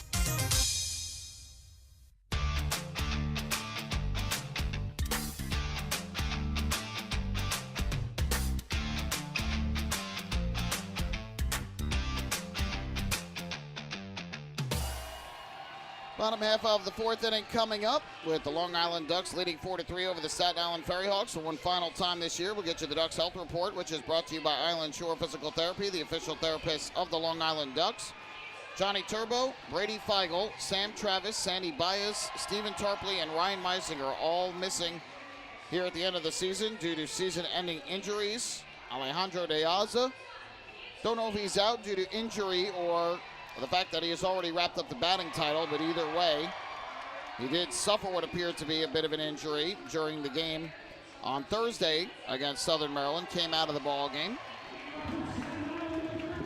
But again, he has basically wrapped up the batting title. Andretti Cordero finishing at .339 after a 2-hit day today. De Aza at .343. So barring any miraculous performance of about 15 to 20 hits and as many at-bats by Carlos Castro. I think De Aza's got it wrapped up. First pitch here is taken down and in for ball one from Joe Iorio to Brian Gonzalez. Gonzalez a ground out to short his first time up, back in the second inning. The 1-0 is chopped foul third base side, and that'll even up the count at 1-1. And Michael, with the turnover in terms of roster moves this season for the Ducks by way of transactions due to injuries and players having their contracts picked up, a presence like De Aza in that clubhouse is really so important to have for these young players. Line into right field here. That's going to get down for a base hit in front of Rakusin. So Brian Gonzalez with a leadoff single to right to get things started in the bottom of the fourth. For the FerryHawks, their 6th hit of the game off of Iorio. Not only is it their 6th hit, it's their first that did not come with 2 outs in an inning. That's something that's been a bit of a bugaboo for Joe Iorio this season, especially of late. So Gonzalez gets aboard with a leadoff base hit. Now Kelsey Whitmore to the plate. First pitch on the way, and she lifts a fly ball in the air to right. Zach Rakusin was playing shallow, races back, but he is there to make the catch, and Whitmore retired for the first out. So Whitmore aggressively going after the first pitch from Iorio, gave it a bit of a ride to right. Rakusin able to back up and make the catch, one away, and here is Antoine Duplantis. That's probably going to be the approach for a lot of these FerryHawks batters, because Joe does get ahead early in the counts with that first pitch fastball, so you might as well go after it. Duplantis steals a first pitch, takes a first pitch fastball for a strike at the knees, 0-1. He's 0 for 2 on the day, a ground out to short in the first and a fly out to center in the second. The 0-1, fly ball in the air down the third base line, foul. Caulfield and Romero both giving chase, and it's Davidson Romero who makes the nice catch in foul ground. The runner started to go for second, Gonzalez, but retreats back to first base. That's a great play by Romero. He had a lot of real estate to cover, and he was on his horse in foul territory, and he also had to deal with the pitcher's mound down to the left field line in the FerryHawks bullpen, but he made a really nice play to retire Duplantis. Romero really is one of those guys who has been a bit puzzling in the field. Some of those plays that he has made, his arm is one of the best in the league, and he's made some very nice plays this year, but he has also committed a total now of 16 errors on the season. With his error earlier in today's game that ended up costing the Ducks 2 runs when Iorio allowed the 2-run home run to Mario Bautista. So the first pitch here is a ball to Javier Betancourt, who reached on that aforementioned error last inning. Grounded it short in the first, did Betancourt. Iorio's 1-0. Swung on and fouled back to the screen behind the plate. And that'll even up the count at 1-1. Michael, was that your private helicopter that just went around the ballpark waiting to pick you up? It's a little early. A little early for that. You know, I didn't want to tell you that I was going to be taking my own private transportation back home to Long Island after this one, but I guess the cat's out of the bag now. I was actually going to jump on one of those cruise ships that you love when it goes out behind the outfield fence.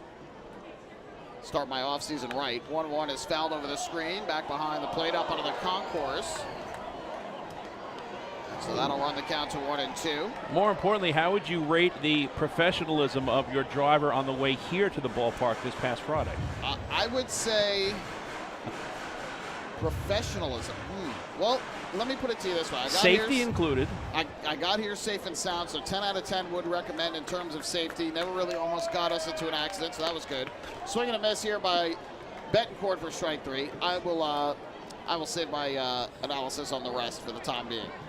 Joe Iorio works around a leadoff single by Brian Gonzalez in the fourth. He picks up his third strikeout of the day. No runs, a hit, and 1 man left on base. We go to the fifth here at Staten Island University Hospital Community Park. Ducks 4 and the FerryHawks 3. Hey fans, this is Scott Harkin, right-handed pitcher, and you're listening to Ducks Baseball on the Long Island Ducks Broadcast Network. Planning your next party or looking for a caterer that will handle all of your needs? Hidden Gem Cafe's got you covered. From setup to service to cleanup and amazing food that is sure to be talked about, they can do it all without breaking the bank.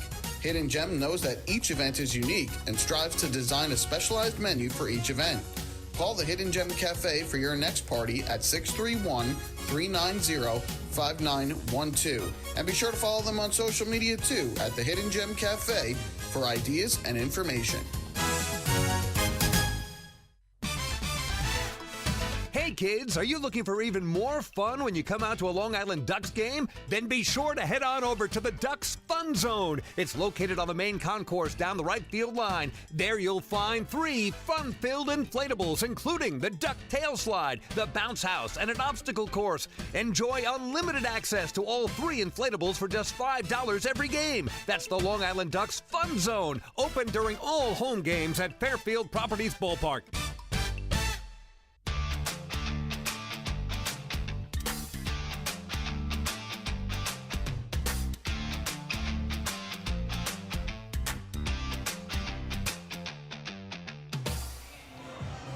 To the 5th inning here in Staten Island, the Long Island Ducks and the Staten Island FerryHawks in the final installment of this year's Battle of the Belt. Ducks lead the ball game 4-3 as we move to the 5th. Anthony Rodriguez back to the hill for Staten Island. He will face 2, 3, and 4 in the order for the Ducks. Trevor Achenbach, LJ Mazzilli, and Davidson Romero. And this is a bittersweet time for me because it is time for our final trivia question of the 2022 season, where we test your knowledge of the Ducks, the Atlantic League, and baseball as a whole. For those who have been tuning in all season long, he's already laughing, and I haven't even said anything, and he's already laughing. I love it. I know it's coming, so. First pitch to Trevor Achenbach is swung on and miss as he is way out in front of a curveball down and in for strike 1. For those who have been tuning in all season long, you're aware of Mike Moore's antics and his ability to cheat the game in trivia by looking up the answers on Google, Baseball Reference, whatever he chooses. When I stumped him here, what was that, last night that I stumped you? Yes, you did. Before he even relented, he already started to look online and find the answer. So I'm hopeful today he doesn't do that. Achenbach swings and misses strike 3. He goes down on strikes for the 2nd time today. And that is strikeout number 3 for Rodriguez. 1 down in the 5th. I thought I had conceded before I was looking up the answer. You said I didn't, though. You never made it clear that you had conceded that you did not know the trivia. Well, once I had one answer that was incorrect, I figured that's my concession. Well, all right. To each their own. Here's LJ Mazzilli to the plate. First pitch swinging, he chases the curveball down and in for strike 1. Our question to you today, obviously the Ducks will not be playing in the postseason this year. They will also be finishing with an under 500 record for the first time since 2013 when they went 63-77. Fastball here, nips the outside corner for strike 2. But of course the Ducks made the postseason and won the championship in 2013. This year will be the 5th time in their 22-year history that the Ducks are finishing under 500. However, it is only the 2nd time that Long Island has finished with a record of under 500 overall for the season and not made the playoffs. So 3 other times they finished under 500, still got in. Only 1 other time did they not do that. Our question to you, what year was that in which the Ducks finished under 500 and missed the playoffs?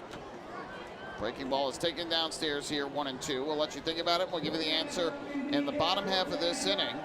And knowing how often the Ducks have been in the postseason, especially since 2004, that eliminates a lot of seasons. So it limits the amount of guesses that you really can make. We'll see if Mike Moore can be a successful trivia answerer on this final day. Fastball misses outside here. 2 balls and 2 strikes on Mazzilli, who has grounded to short in both of his at-bats today. One's coming for the final out of the 1st, one's coming for the final out of the 2nd.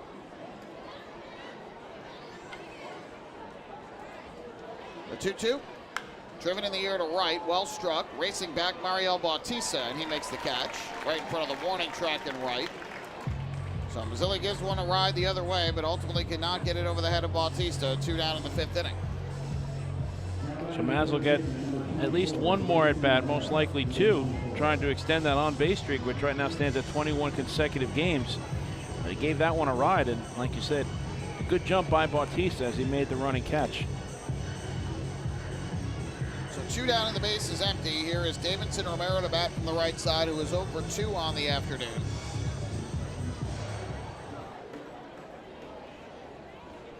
Rodriguez gets the sign, his first pitch. Romero takes, and the off-speed pitch misses downstairs for ball 1.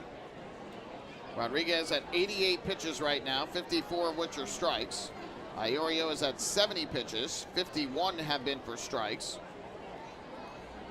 1-0, and that fastball runs just outside for ball 2.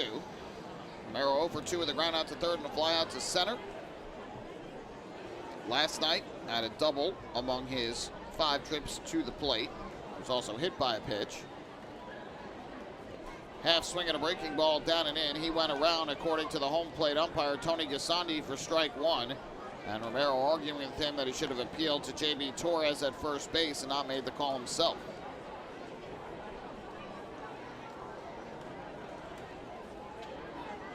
Romero's had such a good eye at the plate all season, in the top 5 in walks drawn. 2-1, ripped to the left side, but foul. He's third in the Atlantic League entering the day today with 86 walks. And again, it would take a lot for him just to get into a tie for second with Chris Shaw. He would need 7 walks today to do that. I don't think that's going to happen.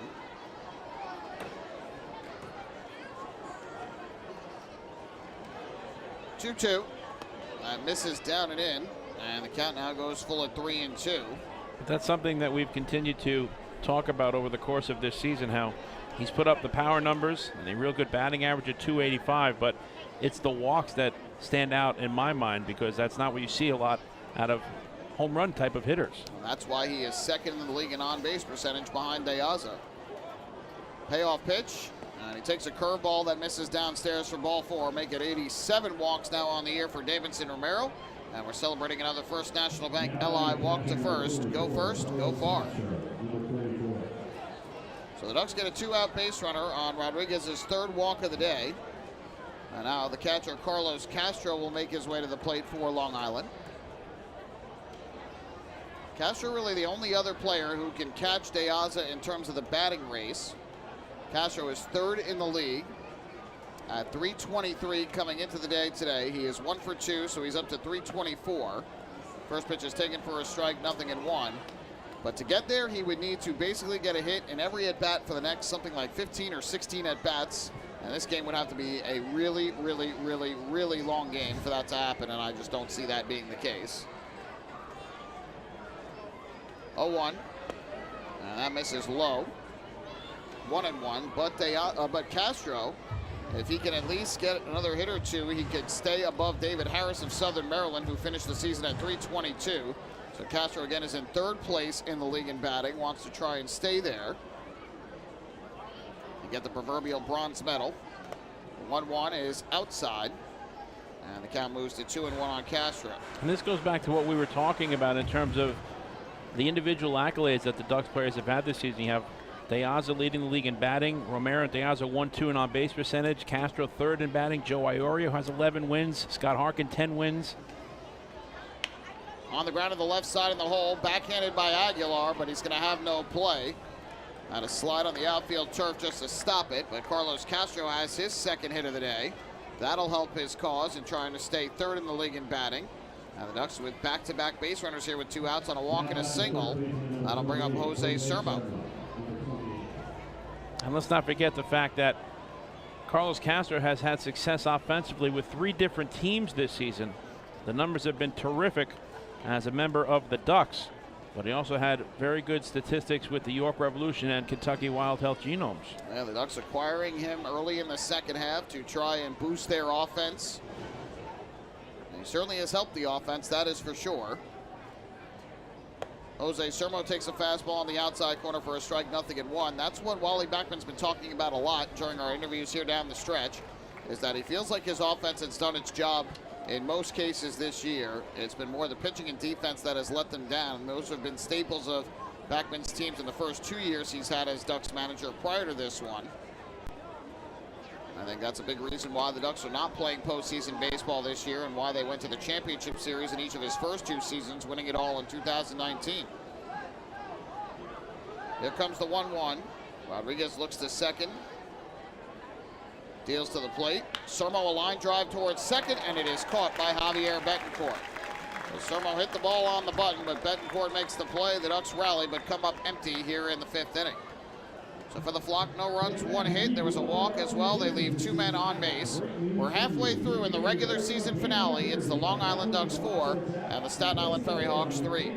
Hey fans, this is outfielder Dustin Woodcock, and you're listening to Ducks Baseball on the Long Island Ducks Broadcast Network. Millennium Container Service is fulfilling the needs of businesses and homes across Long Island. They provide waste and recycling services plus a variety of dumpster rental options for any project. Millennium Container Service offers convenient, on-time deliveries and pickups, as well as daily, weekly, and monthly commercial service. Need a quote? Call 516-826-5544 or visit millenniumcontainer.com. Millennium Container Service. Keep your home and business clean. Has drinking or substance abuse taken over your life? You are not alone, and recovery is possible. At FCA, our caring team members will work with you to identify a recovery plan that meets your needs. We have virtual and in-person services ranging from treatment to recovery, from prevention to crisis support. Go to our website, fcali.org or thriveli.org for more information and to start your recovery journey today.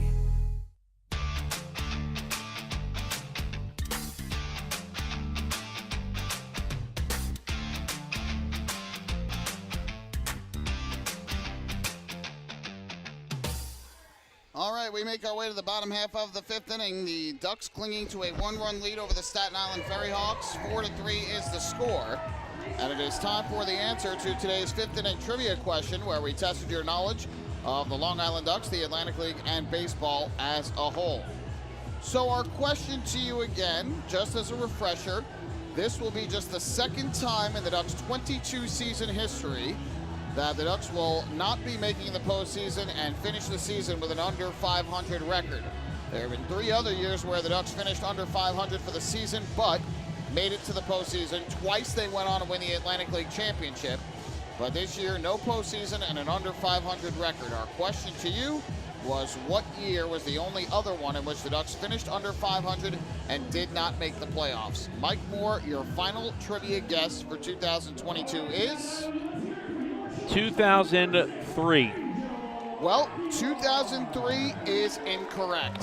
Mike Moore unable to get the correct answer, as he did not use any sort of cheating methods. No surprise that he did not get the right answer. I award you no points, and a very tough end for the season for you. You weren't far off, though. It was 2001. The Ducks went 62-64 overall in their second season in franchise history, missed the postseason. And so that was the only other season in which Long Island finished under 500 and did not make the playoffs.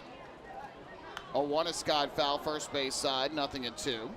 Long Island finished under 500 in 2005 at 67-73, but they got into the postseason as the second half champions at 36-34. Lost in the first round of the playoffs that year to the Nashua Pride. Here comes the 0-2. And the fastball is upstairs, but Aguilar would not chase, 1-2.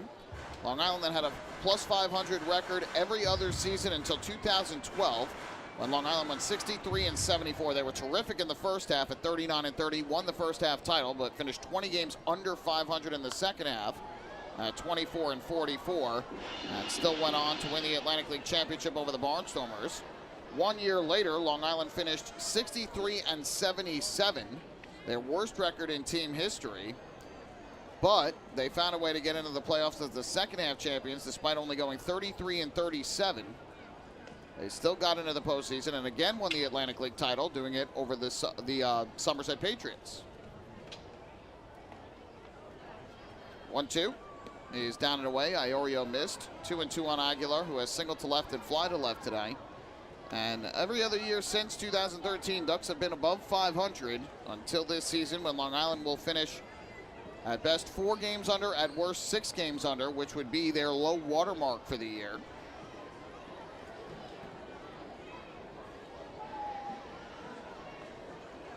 Two-two pitch, chopped on the ground towards third. Charging in is Romero. He fields, he throws on the run, and it's in time for the out. Good stretch by Jose Sermo at first. to get Aguilar out. Whoever was coaching at first base for Staten Island did not like the call.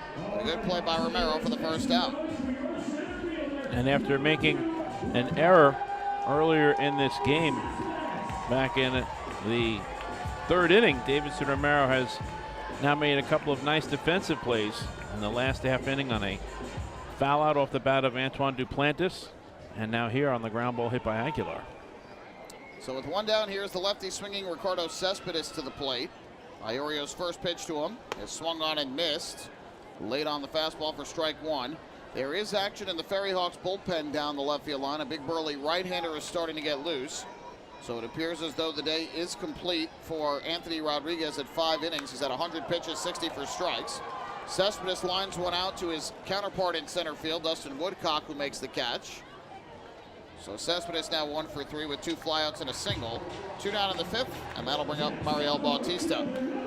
You know, Michael, you were talking about the Long Island Ducks and how much success they've had in their franchise history here in the Atlantic League. And correct me if I'm wrong, since we're in season number 1 for the Staten Island FerryHawks, I believe the Ducks back in 2000 had the best overall record in the Atlantic League, but because of the two halves did not make the playoffs. That's right. They were 82-58, which until the 2019 season stood as the Ducks' winningest season in franchise history. But Long Island failed to win the first half or second half and therefore missed the postseason.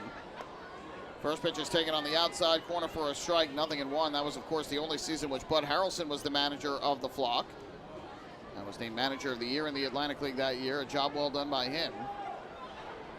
The 0-1 of Bautista swung on the line to the right side and threw another base hit for Mariel Bautista. My goodness. This guy might be in the major leagues if he played every game of his career against the Long Island Ducks. It's unbelievable. He's 3 for 3 today, 2 singles, a home run. He's driven in 3 runs and scored a run. Came into the day today hitting .307 against the Flock this year with 5 home runs. And hit his 6th against the Ducks earlier in the 3rd inning. His eyes must open up wide as can be when he sees LID on the schedule. Today is his 29th game against the Ducks. How there have been 5 games this year against Long Island that he didn't play, I have no idea. First pitch here is on the outside corner for a strike to Christopher Cespedes, 0-1. He has been hit by a pitch and reached on the base hit when the ball went back to the backstop and he beat out the play at first. Here he lines one to the left field and another base hit. Once again with 2 outs, Joe Iorio unable to get through the inning clean. Got the ground out from Aguilar, the fly out from Cespedes, but now Bautista singles to right, Cespedes to left. The tying run now at second, the go-ahead run at first. And again, Cespedes, as you mentioned on the last at-bat he had, was able to reach by way of the infield single with the ball going to the backstop, but not waiting here at all and going after the first pitch fastball thrown by Iorio and lining it to left field. I'm not sure what it is for Iorio, but he has really, of late, struggled with 2 outs in an inning. First pitch here is taken low for ball 1. And I don't know if it's just a mental block, but that's got to be tough on your fielders behind you, too. You get 2 quick outs thinking you're going to have a quick inning before you go back in the dugout. Now, all of a sudden, you're faced with a tough spot.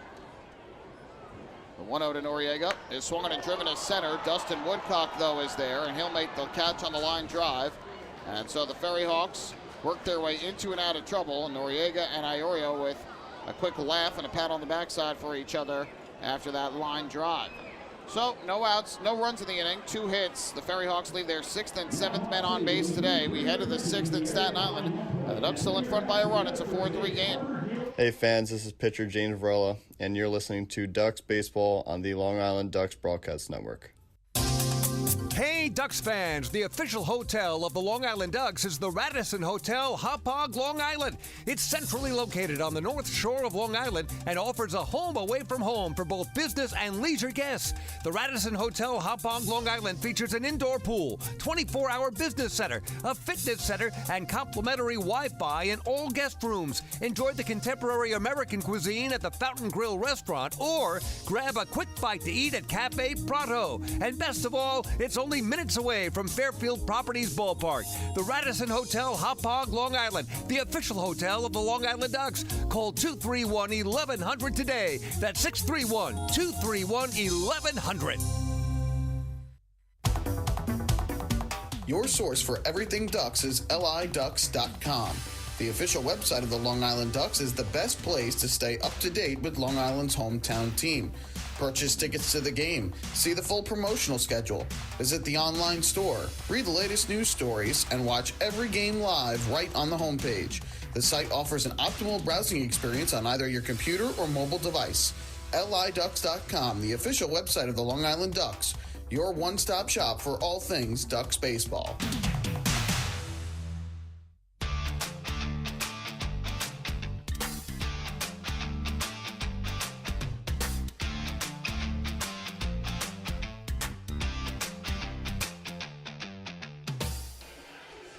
On to inning number 6 we go. The Long Island Ducks leading the Staten Island FerryHawks by the count of 4-3.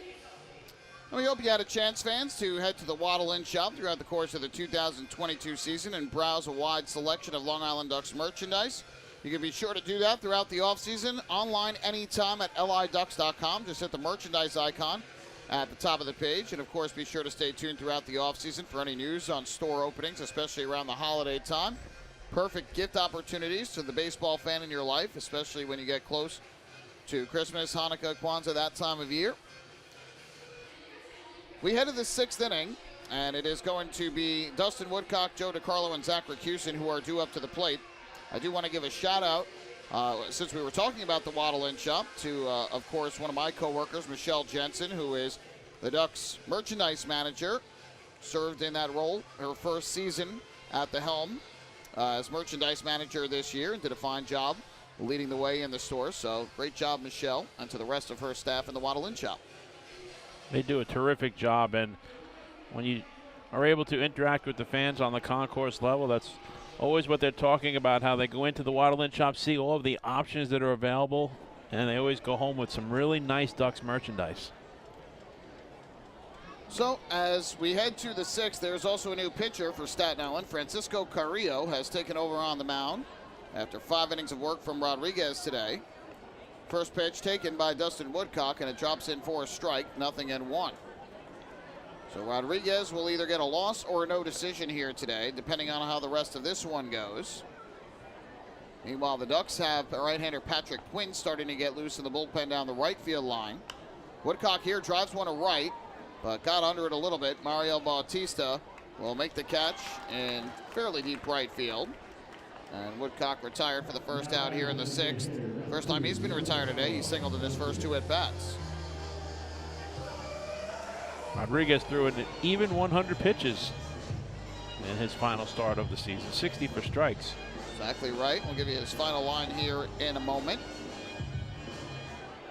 But kind of similar to what his totals for the Ducks have been. Not against the Ducks have been. Not great, but not bad. First pitch here is a breaking ball strike, 0-1. And really, it all came in one inning. That second inning when the Ducks sent all 9 men to the plate. They scored 4 runs on 4 hits and 2 walks. Aside from that, all he allowed was a couple of singles on the infield and a walk, and 1 other hit to the outfield. Here a liner to third, and that is caught by the third baseman, Brian Gonzalez. So a rocket off the bat of Joe DiCarlo, but he's got nothing to show for it. He lines out to third, 2 down here in the 6th, and that'll leave it up to the right fielder, Zach Racusin. And that's exactly why they call third base the hot corner, Michael. That's a nice reactionary play on the part of Brian Gonzalez. Normally a catcher for the Staten Island FerryHawks, as you were talking about, and it's just one of those hang with them at bats for Joe DiCarlo. So 2 down to the base is empty. Up will step the 9-hitter Zach Racusin to the plate, who is 1 for 1 with a walk and a single here today.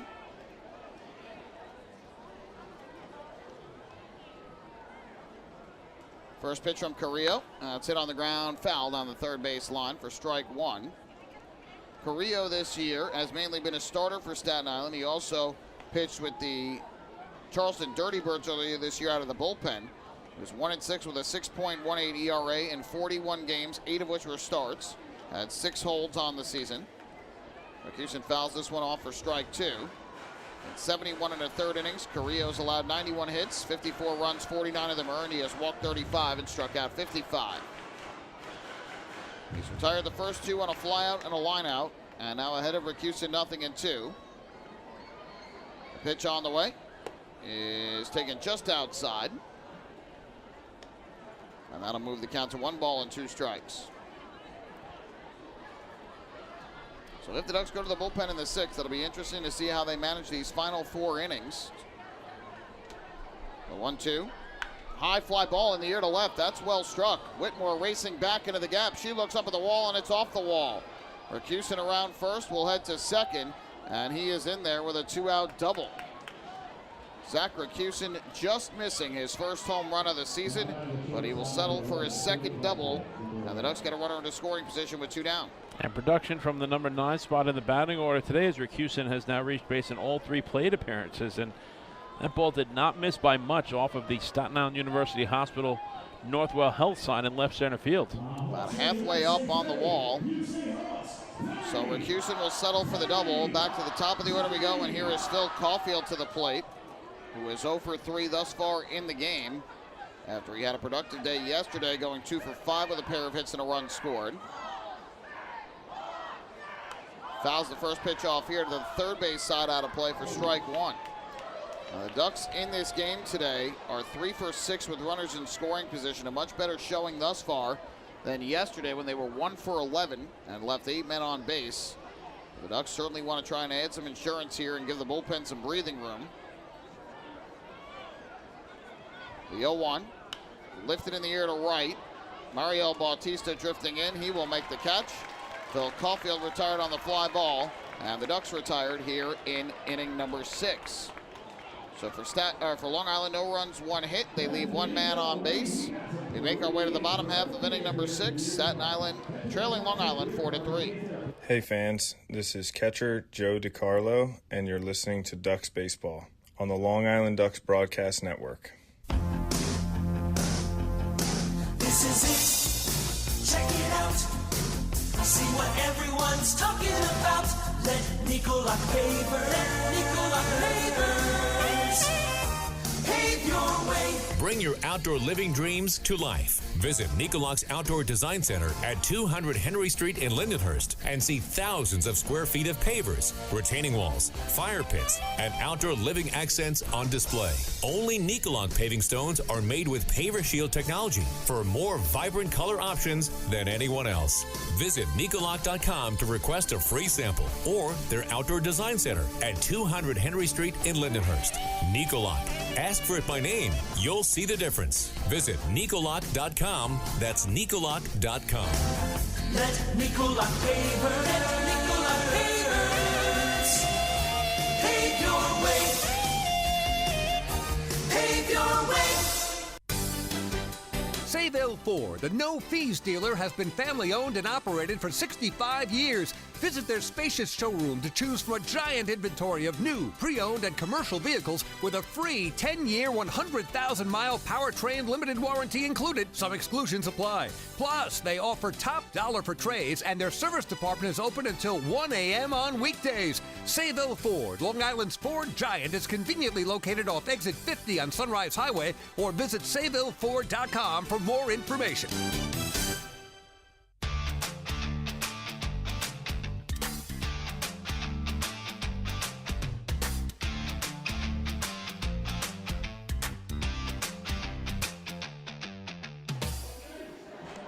To the bottom of the 6th inning with the Ducks leading the FerryHawks 4-3. Long Island has gone to its bullpen here in the 6th.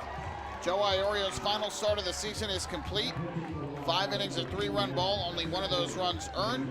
And he will give way to right-hander Patrick Quinn, who will be making his second appearance in as many days as he suffered the loss last night, allowing the winning run in the bottom of the 11th on a throwing error from Trevor Achenbach on what could have been an inning-ending double play that sent the game to the 12th.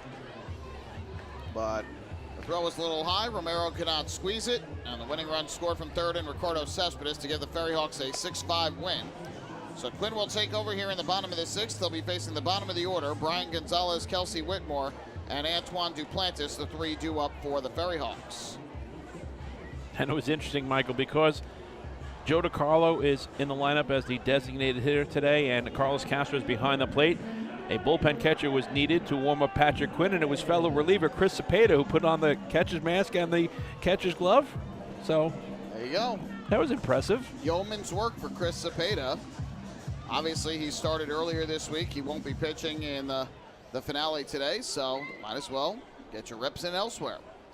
So Quinn to the mound, Gonzalez to the plate. First pitch on the way to Gonzalez, and he takes a fastball that just missed the outside corner for ball 1. Gonzalez is 1 for 2. He singled to right his last time up. 2 innings ago in the 4th. Bounced to short in the 2nd.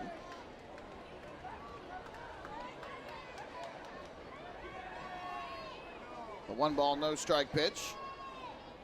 And that is swung on and popped up a mile in the air behind the mound. Trevor Achenbaugh, the second baseman, makes the call and makes the catch. And there is 1 out. That ball could have brought rain here at Staten Island University Hospital Community Park. And it wasn't even hit by Josh Donaldson. Get it? I do. Very good. I'm all about those jokes, you know what I mean? I'll be here all day. Uh-oh.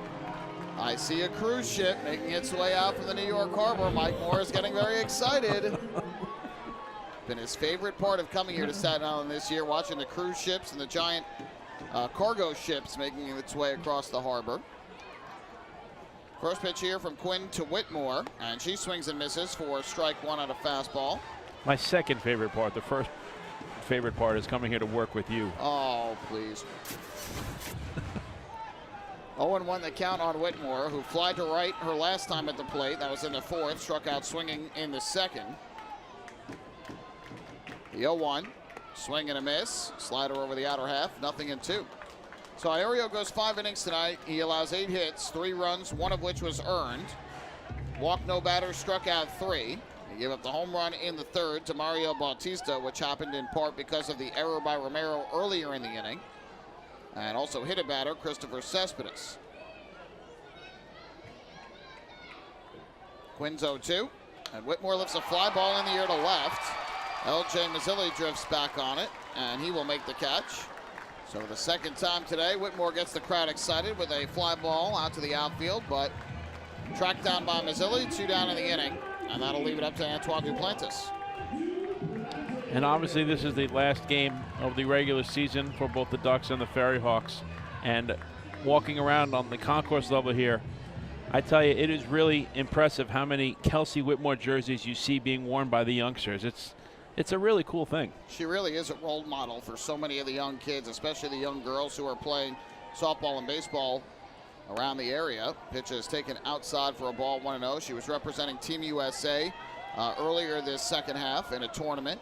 So certainly an idol and a role model for so many young ball players around the country. And I'm sure the FerryHawks very happy to have had her here all season long. It's a great story. It really is.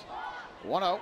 That's hit on the ground towards the middle. Backhanded, off the glove of Phil Caulfield, who tried to field it to his left. He was very upset that he didn't come up with that. Probably feels like he should. It was a hard hit ball, but Caulfield does not come up with it, and the FerryHawks get a 2-out base runner. It was sharply hit. Caulfield went to his left and took a little bit of a tricky bounce on the turf, but Phil was frustrated, as you said, feeling like he should have made that play for the 6-3 putout. So they rule it an infield single for Duplantis, his first hit of the game. And for the FerryHawks, that is their 9th hit of the day. And now Javier Betancourt to the plate from the right side. Ducks have to hope that that does not come back to bite them. Throw over, and back safely there is Duplantis. Again, that's not an easy play for Caulfield, so I don't want to make it out to seem like he missed a routine ball, but at this stage of the season in a 1-run ball game, those are the plays you need to make, and too often the Ducks have not made those plays, and that have proven to be the difference in games. Quinn's first pitch to Betancourt, swung on and popped up in the air, foul, first base side of the plate. Castro racing back towards the screen, can't get it as it lands in the first row. On the count, 0-1. Quinn has had some good velocity with his 4-seam fastball so far in this game. The last pitch to Duplantis that resulted in the infield single was at 89.4 miles per hour. Quinn has had some ups and downs at his time since joining the Ducks, but has looked good at times too. He's 1-1 with a 7.20 ERA in 8 appearances. 10 runs, 8 earned allowed in 10 innings on 9 hits and 6 walks while striking out 5. Quinn, the native of Belrose, New York, 5'11", 190-pound right-hander, just 23 years of age. 0-1 runner from first goes. Pitch is taken high. The throw to second by Castro is not in time. So a stolen base for Duplantis, his 13th of the year, and now the tying run in scoring position for Staten Island. Duplantis got a great jump on that pitch, and it's a strong throw down by Castro, but there's just too much speed on the part of Duplantis. It was a strong throw, but it was to the third base side of the second base bag, which made it that much tougher for Trevor Achenbach. He didn't field it cleanly, but it would have been tough even if he had fielded it cleanly to try and get that out. So now a 1-1 count with a runner at second base for Betancourt. Quinn's pitch, swung on and missed. A slider downstairs, blocked nicely by Castro. And now Quinn ahead in the count at 1-2. And after throwing a steady diet of fastballs since coming out of the bullpen, that's a really nasty slider thrown by Quinn, and it's a good play by Castro as well to keep it in front of him. So he may go back to that pitch. You have to show a lot of confidence in your catcher to make sure that he keeps the ball in front of him. We'll see if he goes to that slider again here. Especially with a runner in scoring position, you want to be careful. So Duplantis takes his lead. The 1-ball, 2-strike pitch from Quinn. And Betancourt a swing and a miss, strike 3. Quinn pumped up after that one. A huge strikeout to strand the tying run at second base. First K for Quinn, the 4th of the Ducks pitching staff today. No runs, 1 hit. And the FerryHawks leave the tying run in scoring position. We'll make our way to the 7th. Mike, we'll have you back up here for the post-game show. Thanks so much for joining us. And it's the final day of the 2022 regular season. Michael, if I don't make it back up for the post-game show, I'm on that cruise ship that you see out in right center field. Well, then just make sure to at least leave your car here so I can make my way home later. The keys are in the back here. Excellent. We go to the 7th. Ducks 4, FerryHawks 3. Hey fans, this is pitcher Joe Iorio, and you're listening to Ducks Baseball on the Long Island Ducks Broadcast Network. When we see Long Island, we see you. Because at Catholic Health, we know that it's your remarkable lives that breathe life into our island. So at every Catholic Health hospital, practice, and care facility, we're able to provide the highest quality, most innovative care for your body. Because our culture cherishes your humanity. Long live Long Island.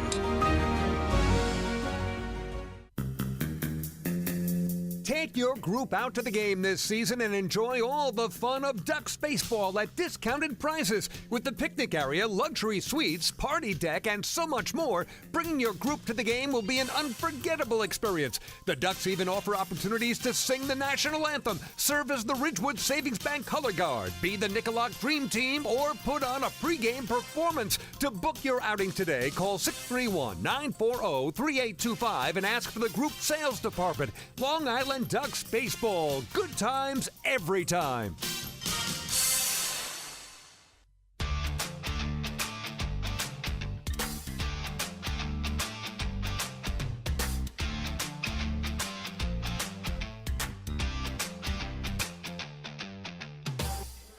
Fans, the 2022 season of Ducks baseball has been presented by Catholic Health with its talented roster full of major league experience and exciting promotions every night. A day at the ballpark this year has been a good time every time. 2023 season ticket plans are now on sale for Ducks baseball, and you can get your tickets by visiting the Fairfield Properties Ballpark box office, online at liducks.com, or by calling 631-940-3825.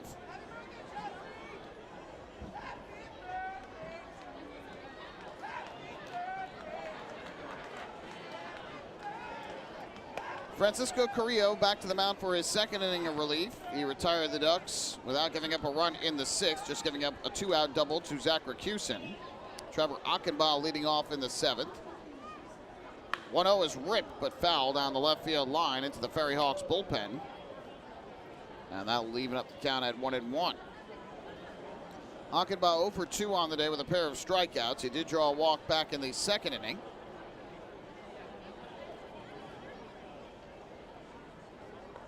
Pitch on the way is low and outside.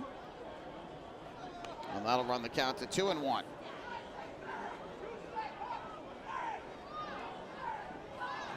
Achenbach will be followed by Mazzilli and Romero. 3 righties due up in the inning. Driven in the air to left by Achenbach. Kelsey Whitmore moving in, and to her right will make the catch. And so there's the first out. Good swing, good contact by Achenbach, but ultimately a fly out. And there's one down.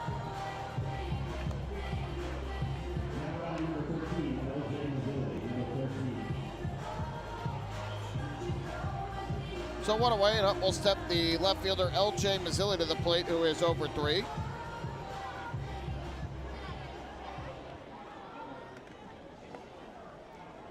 First pitch from Carrillo. And Mazzilli, a check swing foul ball to the first base side, out of play. 0-1. Anderson De Leon starting to get loose for the Ducks down the right field line. Just beginning his warm-up tosses. Carrillo's 0-1. Mazzilli takes. That fastball misses inside. Try to backdoor him. The count now 1-1. Mazzilli has grounded to short twice and fly to right, so 0 for 3. His 21 game on base streak in danger. 1-1. Driven to right field, there's a base hit, so that'll extend it to 22, and it's going to head all the way to the wall. Bautista will field Mazzilli on his way to second, and he'll stop right there with a 1-out double. So double number 13 on the year for Mazzilli. He has now reached base safely in his final 22 games of the season. After missing some time due to injury, he came back on August the 24th. And boy, has he swung the bat well and gotten on base at a terrific rate since his return.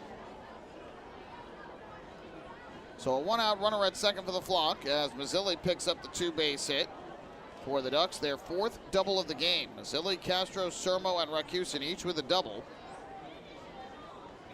And now here is Davidson Romero, who's 0 for 2 with a walk. First pitch on the way, and that fastball hits the outside corner for a strike, 0-1. Romero drawing the walk his last time up with 2 outs in the 5th, but stranded at second base when Sermo lined out to second. Ducks season high for doubles in a game is 5. They last did that on August 9th against the Barnstormers.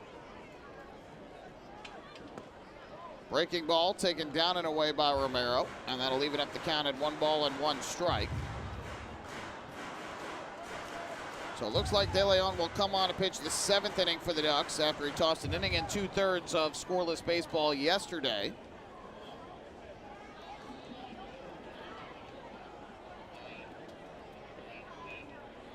One pitch. Romero takes. That fastball's on the inside corner for a strike. And that'll move the count to 1-2. Zilli has good speed at second, so a base hit here could extend the Ducks' lead to 2. Long Island at 1 point, fell behind 1-0. They scored 4 runs to take a 4-1 lead. FerryHawks have cut it to 4-3. The 1-2. Romero takes a curveball that misses down in the turf. And that'll even up the count at 2 balls and 2 strikes on the Ducks' third baseman.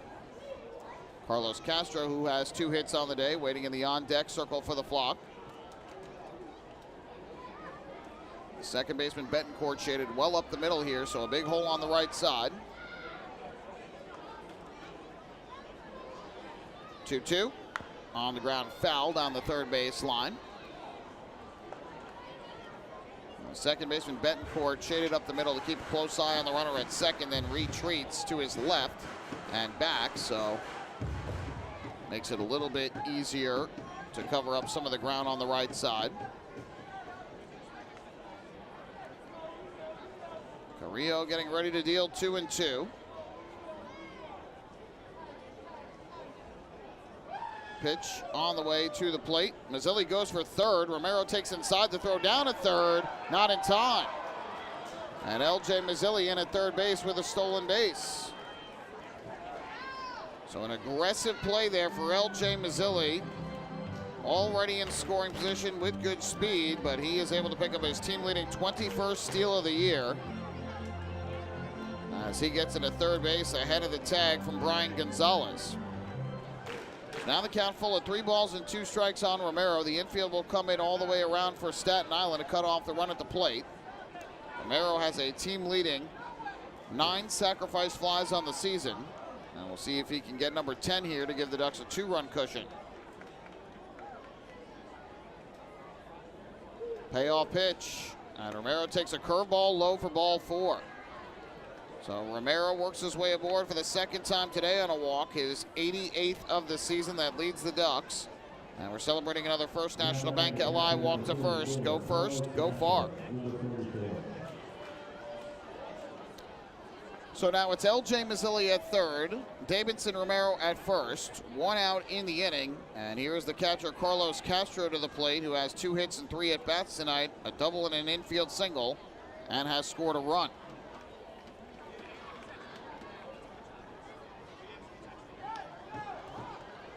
Carrillo gets the sign and comes set. First pitch on the way to the plate. And Castro takes a fastball upstairs for ball 1.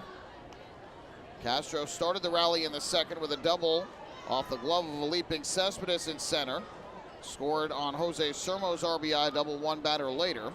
Popped to first in the third, then reached on an infield single to short in the fifth with 2 men out, but was stranded there.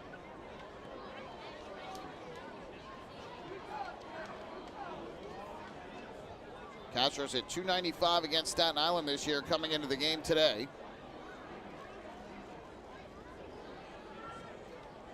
Here's the 1-0 pitch. And that's hit high in the air to center. Well hit. Back goes Ricardo Cespedes. Has it lined up. Still going back. He'll make the catch. Tagging from third is Romero. Mazzilli. He will score. Going to second is Romero. It's a sac fly and an RBI off the bat of Carlos Castro. And the Ducks now lead it 5-3. Castro gave it a ride, just stayed in the ballpark, but a productive out for him. He picks up his 6th sac fly of the year, his 69th run batted in of the season. Mazzilli scores. Romero alertly able to move from first to second on the fly ball. So now the Ducks with another runner in scoring position and 2 down. And that will bring up Jose Sermo to the plate. First pitch on the way. Sermo takes a curveball that drops in at the knees for a strike, 0-1. Sermo with an RBI double to right in the second inning that scored Castro. He later scored on Joe DiCarlo's RBI single.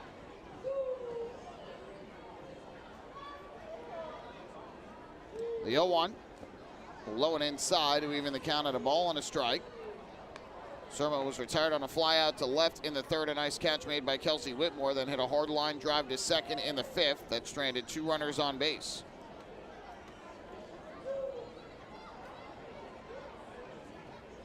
One ball, 1 strike pitch.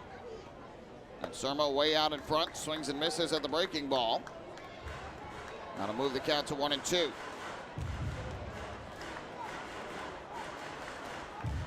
De Leon continues to get loose for the Ducks. The right-hander starting to get loose for the FerryHawks in their bullpen down the left field line.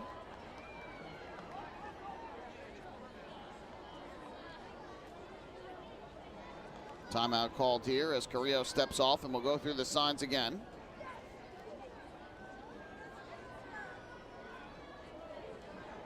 Now has the pitch he likes. The 1-2 coming up here to Sermo. And the pitch cut on and missed for strike 3. So Carrillo gets the strikeout of Sermo to avoid any further trouble here in inning number 7. However, the Ducks able to extend their lead. They pick up a run on a hit and a walk. No errors in the inning. The sac fly from Carlos Castro giving the Ducks a 5-3 lead. Long Island leaves 1 on base. Time to stretch here in Staten Island. Before we step aside, let's turn it over to the field for tonight's rendition of God Bless America. God bless America, land that I love. Stand beside her and guide her through the night with the light from above. From the mountain to the prairies to the oceans. White with foam, God bless America, my home, sweet home. God bless America, my home, sweet home.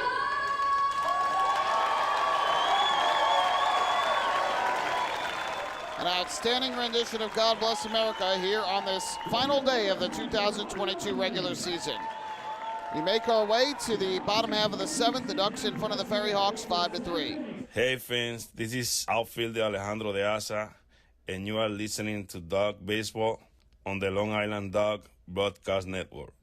Sayville Ford, the no-fees dealer, has been family-owned and operated for 65 years. Visit their spacious showroom to choose from a giant inventory of new, pre-owned, and commercial vehicles with a free 10-year, 100,000-mile powertrain limited warranty included. Some exclusions apply. Plus, they offer top dollar for trades, and their service department is open until 1 a.m. on weekdays. Sayville Ford, Long Island's Ford giant, is conveniently located off Exit 50 on Sunrise Highway, or visit SayvilleFord.com for more information. Morning, Dan. How was your weekend? Oh, it was awesome. I took my family to a Ducks game and had a blast. The seats were great. We ate a ton of food, and the Ducks won. They even had amazing fireworks. Oh, yeah, they got a good thing going on there. I took friends to Thirsty Thursday a couple weeks ago and had too much fun. They should totally use us in one of their radio spots. You mean like the one we're doing right now? Sure, that works. Ducks Baseball. Good times every time. Get tickets at liducks.com.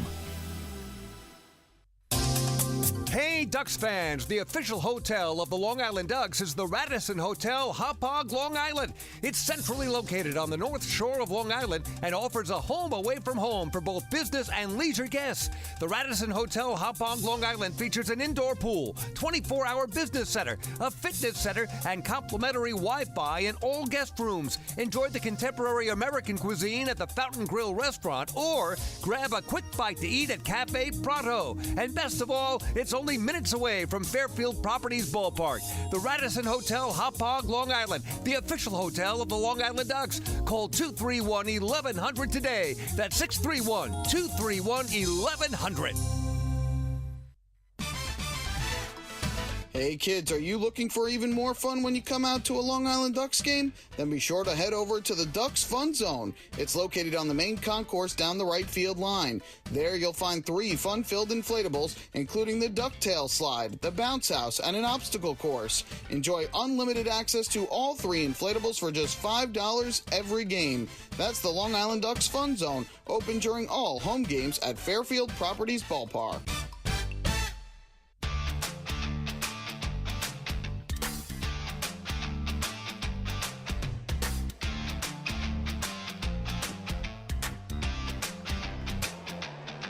Anderson De Leon to the mound, Angel Aguilar to the plate to lead things off in the bottom of the 7th for Staten Island. He drives the first pitch deep but foul down the right field line.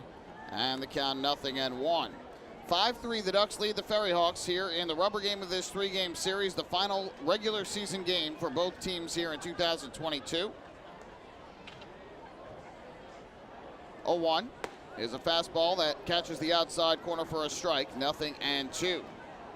Aguilar 1 for 3 tonight, a single to left in the first, later scored, fly to left in the third, and grounded out to third in the 5th. De Leon gets the Sonic come set. And the 0-2 is a fastball taken up and away. Castro wanted it up high, but Aguilar would not chase. And the count 1-2. Looking in the bullpen down the left field line, looks like Kelsey Whitmore is going through some warm-up tosses, so it looks like she will come on a pitch in the 8th inning for Staten Island. 1-2 here is outside. Well, that'll even up the count at 2 balls and 2 strikes. So the FerryHawks will make some changes there, bring her in from left field, the mound, and put somebody else out in left.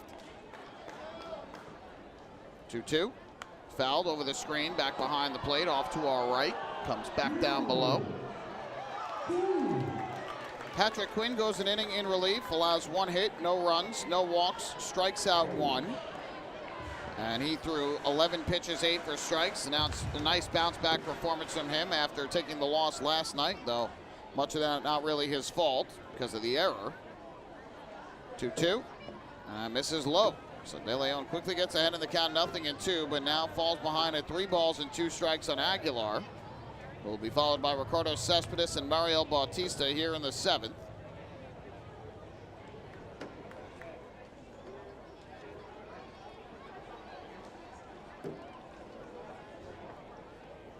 De Leon looks in for the sign.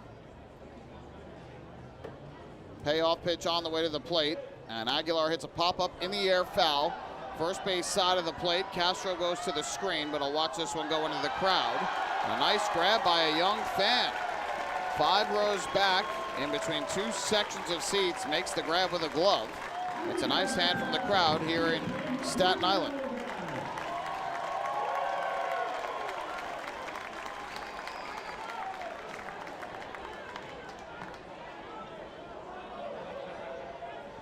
So once again, we'll have a 3-2 pitch coming up in this at-bat from De Leon to Aguilar.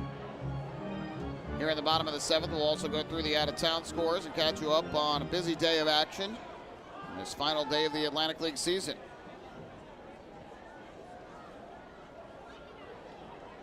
The 3-2 again, and Aguilar drives one in the air to left center. Dustin Woodcock back into his right, makes the catch. And Aguilar retired on the fly ball for the first out here in the 7th. On the Atlantic League scoreboard, everything final except one other game, and that is Gastonia and Charleston in West Virginia. Gastonia has a 3-0 lead. Zach Jarrett hitting his 21st home run of the season in that ball game. But everything else is final. Lancaster a 6-1 win over the Southern Maryland Blue Crabs today. Clark the win improved to 3-2. Herrera the loss fell to 1-5. Barnstormers finishing the year at 73-58. Southern Maryland 83-48. Their winningest season in franchise history. And those two teams will start the playoffs against one another Tuesday night in Lancaster. Ricardo Cespedes a line drive into left field. There's a base hit. So Cespedes with his second hit of the night as he picks up the first pitch single. And the FerryHawks get a first one-out base runner at first from Mariel Bautista.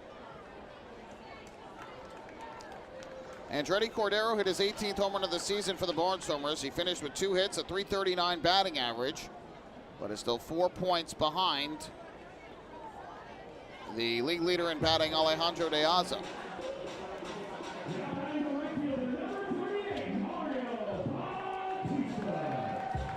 So Mariel Bautista will now come up to the plate for the FerryHawks, and he has continued to inflict damage against the Ducks today. And a big reason why you didn't want to let Ricardo Cespedes get on base, because now Bautista represents the tying run.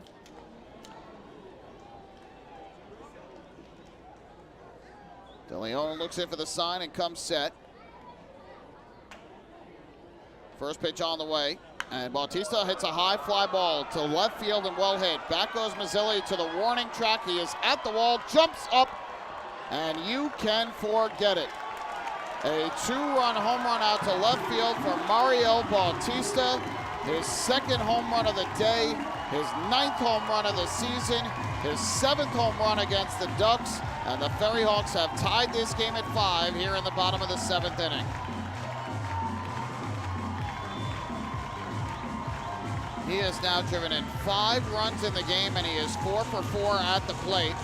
The Ducks continue to pitch to him, continue to give him good pitches to hit, and Bautista continues to make the Ducks pay every single time. So a 2-run home run. De Leon has blown the save. Mark Wiedemeyer is now going to come out of the dugout. Iorio denied the win in his season finale. And after a terrific performance here last night in an inning and 2/3 of relief, De Leon has given up a 2-run lead here in the bottom half of the 7th inning.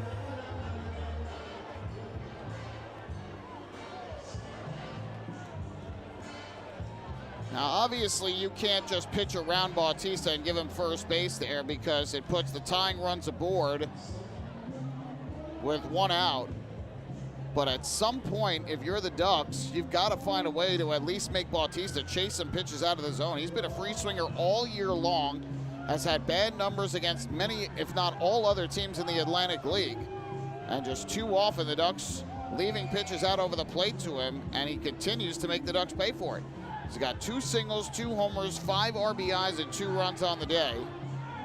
And as we told you earlier, came into the day hitting .307 with 5 homers and 16 RBIs against the Ducks. Now Ramon Osuna pinch hitting, pops up the first pitch, foul behind the plate. Carlos Castro sheds the mask and makes the catch. So on 1 pitch, Osuna pops out. And there's the second out of the inning. He's pinch hitting for Christopher Cespedes, who was 2 for 2 with a hit by pitch on the day.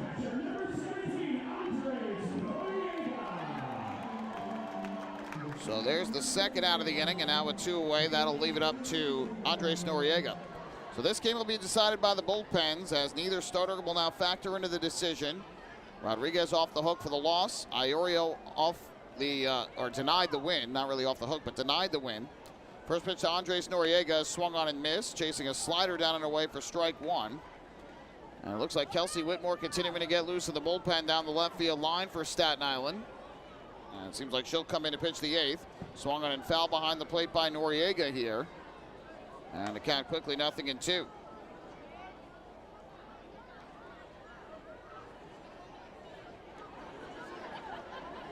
De Leon gets the sign from Castro. Here's the pitch. Swinging a line drive, fouled on the left field line, and a nice catch by Kelsey Whitmore in the bullpen. She was in between warm-up pitches, saw that ball coming down the line, and made the grab. So we'll do it again at 0-2.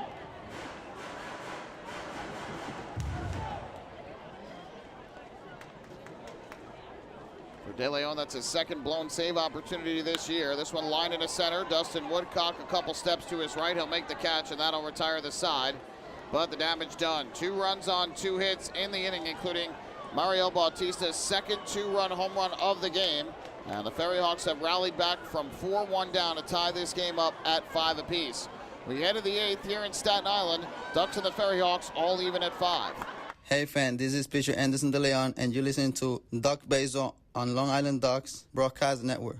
Last night I told my husband, baby, I'm ready to grow. And he said, are we having a baby? I said, no, but I do want to expand our business. So First National Bank of Long Island really delivered. At First National, we offer competitive rates in the financing you need and access to expert local lenders. We also underwrite and service every loan. Let's connect at fnbli.com. First National. Go first. Go far. The First National Bank of Long Island, member FDIC, equal opportunity lender, equal housing lender. Loan subject to credit approval. The Waddle Lynch Shop is your home for everything Ducks baseball. The team store is full of official Long Island Ducks merchandise, great gifts, hard-to-find memorabilia, team apparel, and so much more. You can even get your favorite name and number put on the back of your very own Ducks jersey. Celebrate Waddle-In Wednesday as well, with exclusive deals in-store during every Wednesday home game. Visit the Waddle-In Shop today at Fairfield Properties Ballpark or shop online anytime at liducks.com.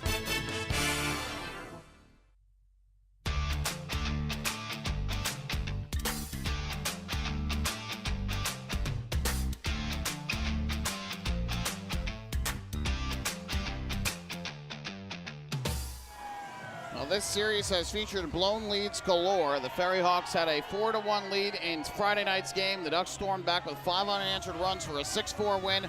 Last night, Staten Island scored 5 runs in the 4th. The Ducks came back with 3 in the 6th, 2 in the 8th to tie the game, only to see the FerryHawks win it in the bottom of the 11th.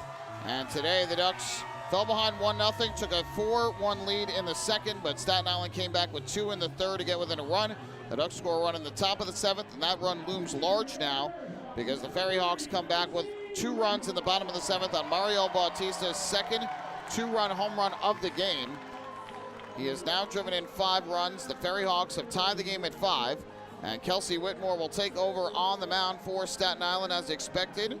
So the FerryHawks also will have a new left fielder in this one and a new first baseman. Ramon Osuna will stay in the game at first after pinch hitting for Christopher Cespedes. Joseph Monhay has gone out to left field, taking the spot that was played by Kelsey Whitmore.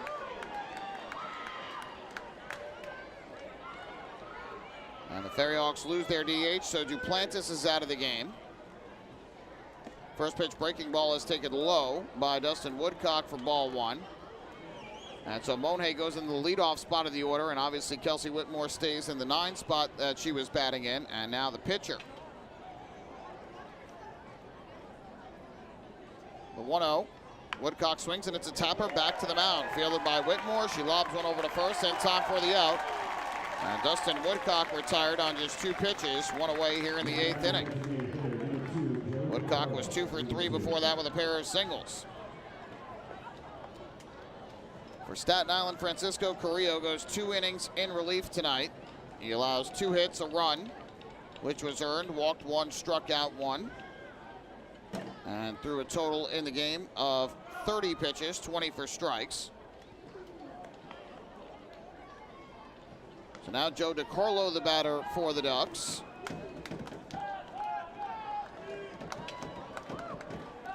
So on the final day of the season, Kelsey Whitmore not only starts in left, but also will pitch in the game. Timeout is called here. A very late timeout call granted by Tony Gasandi. I don't know if it was DiCarlo who asked for it, Noriega who asked for it, but either way, a very late timeout call was granted.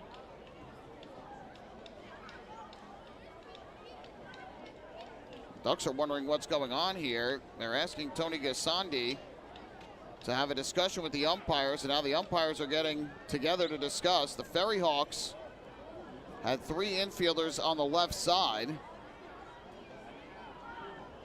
And I don't think that's an issue. I'm pretty sure the Atlantic rules say that all infielders just must be on the dirt or on the infield grass, or infield, in this case, green turf. But they don't need to be all on or have 2 on each side of the infield, because that's what it looked like was complaining. The second baseman, Javier Betancourt, was over on the third base side of the second bag. I'm guessing that was what the Ducks were arguing about, but he is now on the first base side of the bag.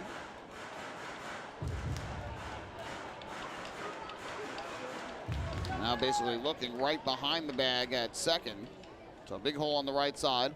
Whitmore's 1-0. And DiCarlo takes just outside. So the count 2 balls and no strikes on the Ducks designated hitter, who today is 1 for 3 with a single and a run that came back in the second. He has since fly to right, line at third. 2-0. DiCarlo swings and pops this one up in the air to the first base side. Ramon Osuna settling under it and will make the catch for the second out. So Whitmore has faced 2 batters, induced 2 weak pop-ups. Or a weak ground out and a weak pop-up, I should say. And with 2 down, that will leave it up to Zach Rakusin. Whitmore this season has pitched in 10 games. And in those 10 games, she has allowed 15 runs, 14 earned in 9 1/3 innings. 12 hits, 6 walks, and has struck out 2. So 2 down and the base is empty for the Ducks here in the top of the 8th. Meanwhile, Chaz Simon getting loose for the flock in the bullpen down the right field line. First pitch to Rakusin is a fastball strike over the inside corner, 0-1. Rakusin has had a great day at the plate, a walk, a single, and a double in his 3 trips to the plate.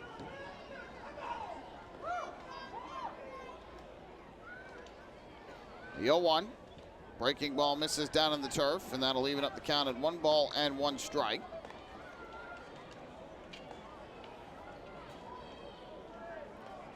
A 5-5 game after a 7th inning 2-run home run by Mariel Bautista, his second 2-run home run of the day. 1-1. Rakusin takes way down and away, and that'll move the count to 2 balls and 1 strike.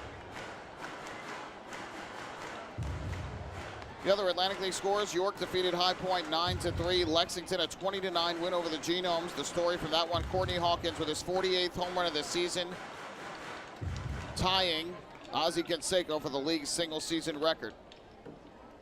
2-1, outside for ball 3. And Rakusin now ahead in the count 3-1, trying to get aboard here to put the go-ahead run on with 2 outs for Phil Caulfield.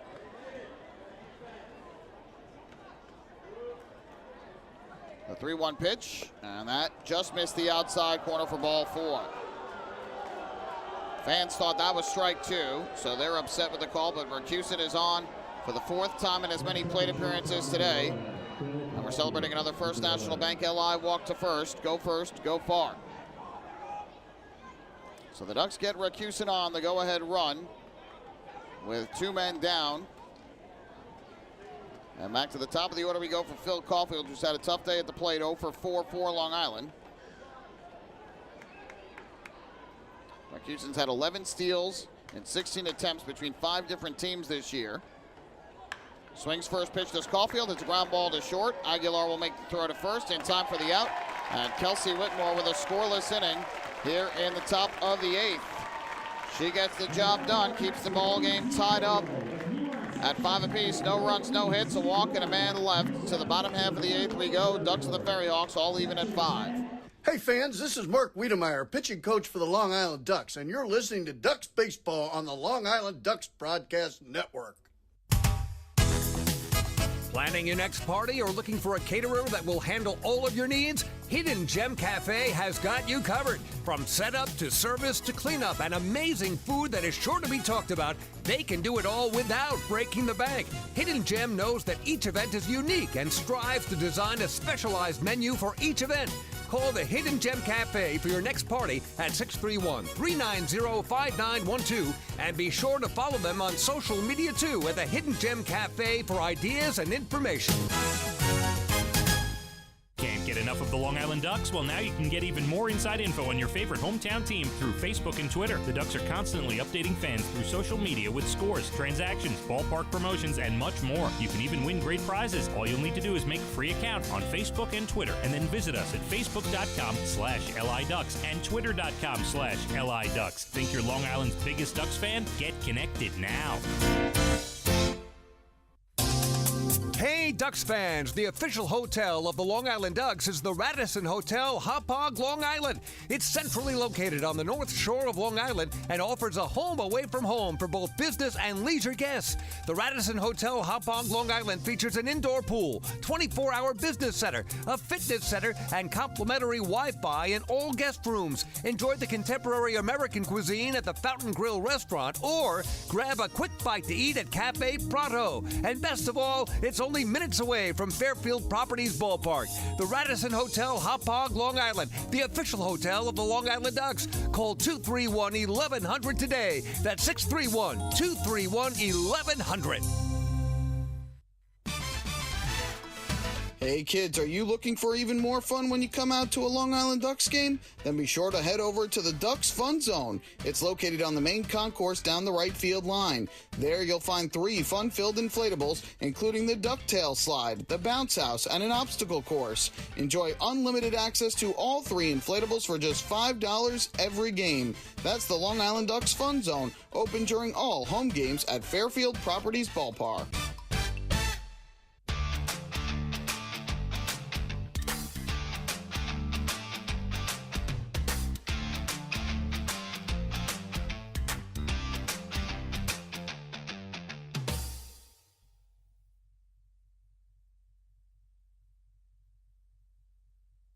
To the bottom half of the 8th inning, the Long Island Ducks and the Staten Island FerryHawks for one final time here in 2022. Ducks right now and the FerryHawks are tied at 5. Game that saw the FerryHawks take an early lead. The Ducks come back with a 4 spot in the second and eventually have a 5-3 lead, only to see the FerryHawks tied in the bottom of the 7th on a 2-run home run by Mariel Bautista. So we go to the bottom half of the 8th. Chaz Sywin is going to take over on the mound. And Sywin will be facing 8, 9, and 1 in the batting order. Brian Gonzalez is set to lead off. Kelsey Whitmore then would follow, and then it would be Joseph Monhay in the leadoff spot of the lineup, who took over in left field in the top half of the 8th. So Gonzalez will come up to get things started, and then we'll see what happens after that point for the FerryHawks. It looks like there is a pinch hitter in the on-deck circle, and that would be number 40, who is listed on the roster as Christopher Cespedes, but obviously that is not Christopher Cespedes. First pitch is taken low here for a ball. The count goes to 1-1. I can't even really fully tell who that is because it is not Dilson Herrera, it's not Rusney Castillo, and it's not Alfredo Reyes, I don't think, with the other options on the bench. So we'll have to wait and find out. Either way, the count 1-1 on Gonzalez, who singled to right back in the 4th, sandwiched it between a ground out to short in the 2nd and a pop out to 2nd in the 6th. Sywin's 1-1 is driven in the air to center, hit fairly well. Dustin Woodcock racing back, still going back, and he makes the catch. Oh, is that a big catch for Dustin Woodcock? He had to go a long way back just to the left of the batter's eye in center and makes a terrific grab over the shoulder for the first out of the inning.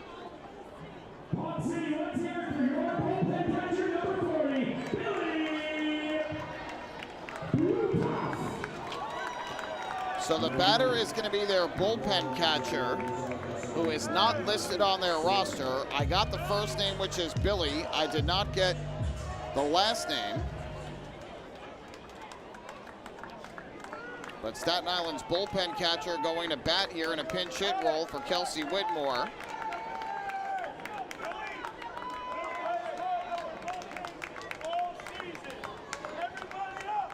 So Staten Island giving some opportunities to players that don't play too often here in the final game of the season, and the count 0-1.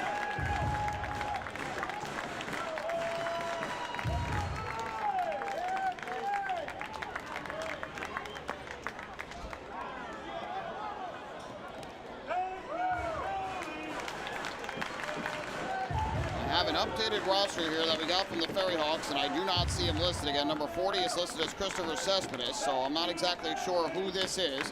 The 0-2 is swung on and missed for strike 3. So the pinch hitter is down on 3 pitches. There's a strikeout, 2 outs in the bottom of the 8th, and that'll bring up Joseph Monhay to the plate.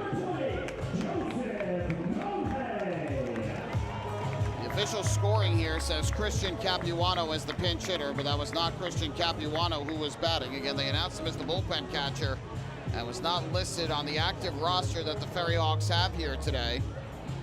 So confusion all around here in the press box. Either way, 2 down in the inning, and up to the plate is going to step for Staten Island Joseph Monhay, who again took over in left field once Kelsey Whitmore took over on the mound in the top of the inning. First pitch misses down and away for a ball, and the count goes to 1-0.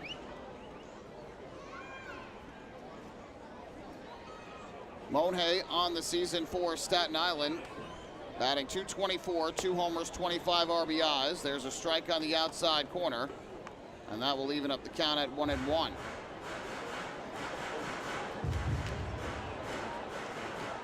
Looking at the league transactions too today, the only thing I see is Staten Island signing Nelson Figueroa, who again is available to pitch if desired. A slider swung on and missed, and the count goes to 1-2.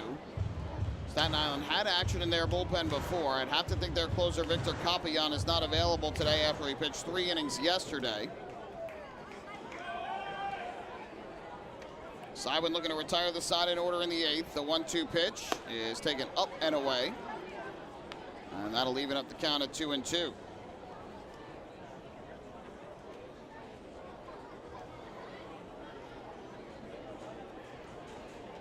Two pitch, swinging a ground ball, hit to third. Davidson Romero gobbles it up. His throw across the diamond is in time for the out. And a nice job by Chaz Sywin as he retires the side in order here in the 8th inning. So we head to the 9th here in Staten Island. Ducks and the FerryHawks all even up at 5 apiece.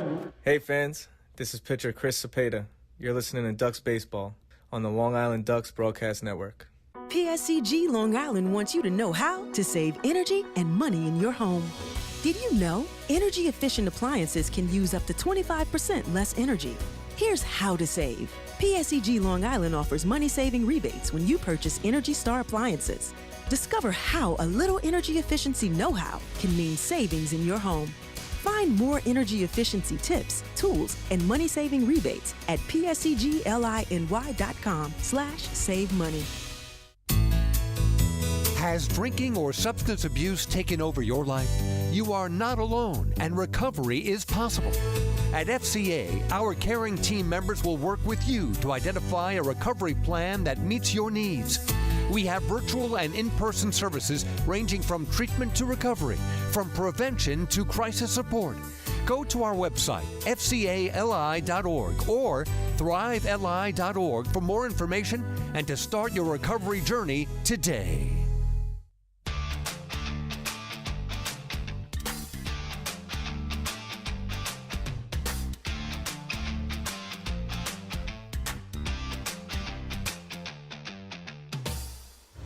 Well, we head to the 9th inning here at Staten Island University Hospital Community Park. The Long Island Ducks and the Staten Island FerryHawks are tied at 5. I am told that Billy Brutus was the bullpen catcher who pinch hit in the 8th inning for Kelsey Whitmore. Did not see him at all on the active roster, so kind of surprised that he came in the game there. But last game of the season, Staten Island not holding anything back. And now they bring in their pitching coach, Nelson Figueroa, who was signed and activated by the FerryHawks today. Figueroa, who has pitched earlier this year, of course, a former Long Island Ducks pitcher as well, will take over on the mound. Nelson will be facing the 2, 3, and 4 hitters for the Ducks. It is going to be Trevor Achenbach, L.J. Mazzilli, and Davidson Romero due up to the plate as Long Island looks to get the lead back. First pitch from Figueroa misses upstairs, and the count 1-0. Achenbach 0 for 3 today, 2 strikeouts and a flyout. He did reach on a walk in the second inning. 1-0. Achenbach fouls one off to the first base side out of play. And that'll even up the count at 1-1. Kelsey Whitmore, a scoreless inning on the mound in the 8th. Walked 1. No hits or runs or strikeouts for Whitmore. And she threw 11 pitches, 4 for strikes. Figueroa's 1-1. Achenbach lifts a fly ball in the air to shallow right. Going out is Betancourt. Coming in is Bautista. Bautista loses the hat but makes the catch. And there's one away.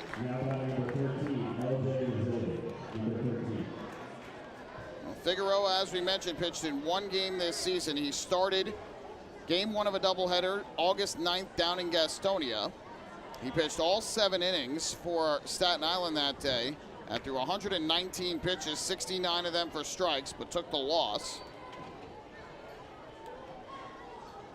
Now here's L.J. Mazzilli to bat. First pitch, and that taken low and outside for ball number 1. Figueroa allowed 10 runs, 8 earned on 10 hits in 7 innings that day. Walked 4 and struck out 4. 1-0 is out of the zone, and the count quickly 2 balls and no strikes. I think against somebody like Figueroa, who hasn't pitched really this year outside of that 1 game, Ducks will look to show some patience at the plate as Figueroa misses down and away again, and it's 3-0. I'm surprised that the Ducks were so aggressive swinging early in the count against Whitmore, and Achenbach was against Figueroa. The 3-0 pitch taken all the way, and that fastball nips the outside corner for strike 1. Figueroa working quickly on the hill for Staten Island. 3-1 pitch. Mazzilli swings away and pops it up in the air to shallow right. Osuna out, as is Betancourt, and it's Ramon Osuna, the first baseman, who makes the catch. So L.J. Mazzilli with a pop out to shallow right. Back-to-back outs recorded by Figueroa. The Ducks offense stymied thus far by Whitmore and Figueroa. 2 down and the base is empty, and that'll bring up Davidson Romero.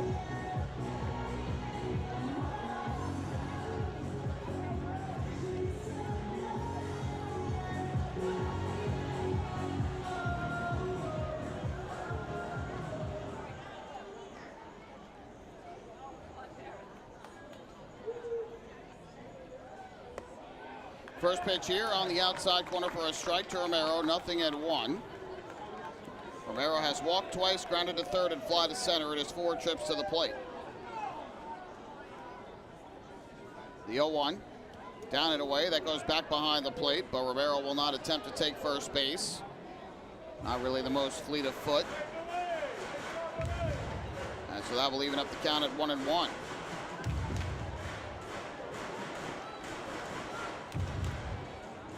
FerryHawks expanding their roster today in terms of players that typically don't play, getting an opportunity to play on the season's final day, and they're getting the job done to this point. 1-1. Line drive left field. Romero's got a base hit. So a 2-out single for the Ducks' third baseman, Davidson Romero. And Long Island gets the go-ahead run on with 2 down in the inning. That'll bring up the catcher, Carlos Castro, to the plate.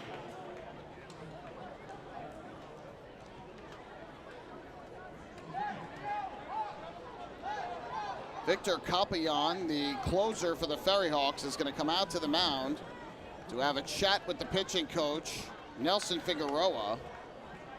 And at this point, somewhat theatrical by the FerryHawks.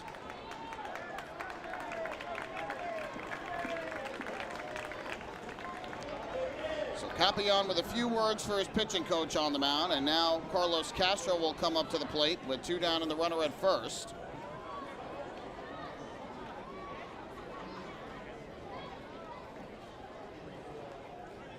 5-5 ball game, top of the 9th, final game of the regular season. First pitch, and Castro takes a fastball upstairs for ball 1. Castro's had a productive day at the plate, a double and a run scored in the second. He popped to first in the third, single to short in the fifth, and a sac fly to center in the seventh.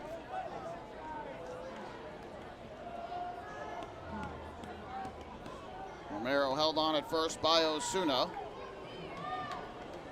The 1-0. Castro takes a breaking ball that drops in for a strike, and that'll even up the count at 1-1. Nothing doing for the Ducks in their bullpen right now. Chaz Sywin looking like he'll come back out for the bottom half of the ninth inning. The 1-1. Castro takes a fastball. That's on the outside corner for a strike. And quickly, 1-2. Figueroa ahead of Castro. Now Jose beginning to toss a baseball out down the right field line. Runner from first goes. The 1-2 is smacked on the ground, foul down the left field line. So the Ducks put Davidson Romero in motion there with a 2-strike count.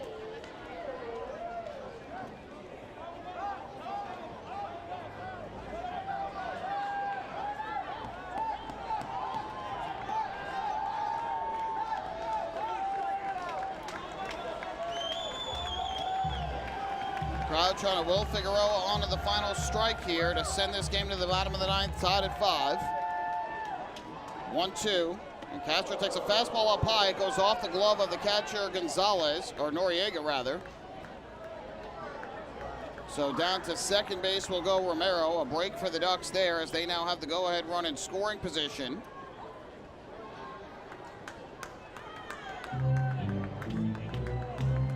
And now the count even at 2-2 on Castro. And Romero does not run well, so a hard hit single at any of the outfielders likely does not score him, unless of a bad throw. 2-2. And Castro crushes one deep in the air to left field. You can forget it. Into the trees over the left field fence. A 2-run home run off the bat of Carlos Castro. It is his 14th home run of the season, and the Long Island Ducks have jumped in front of the FerryHawks 7-5 here in the top half of the ninth inning. An absolute no-doubter off the bat of the Long Island Duck catcher as Carlos Castro clears the fence. And Nelson Figueroa not happy with Castro, showing him up on the home run. And Figueroa came down to home plate to yell at him. Castro now giving it back to Figueroa, and Castro having to be forced to the dugout by some of his teammates.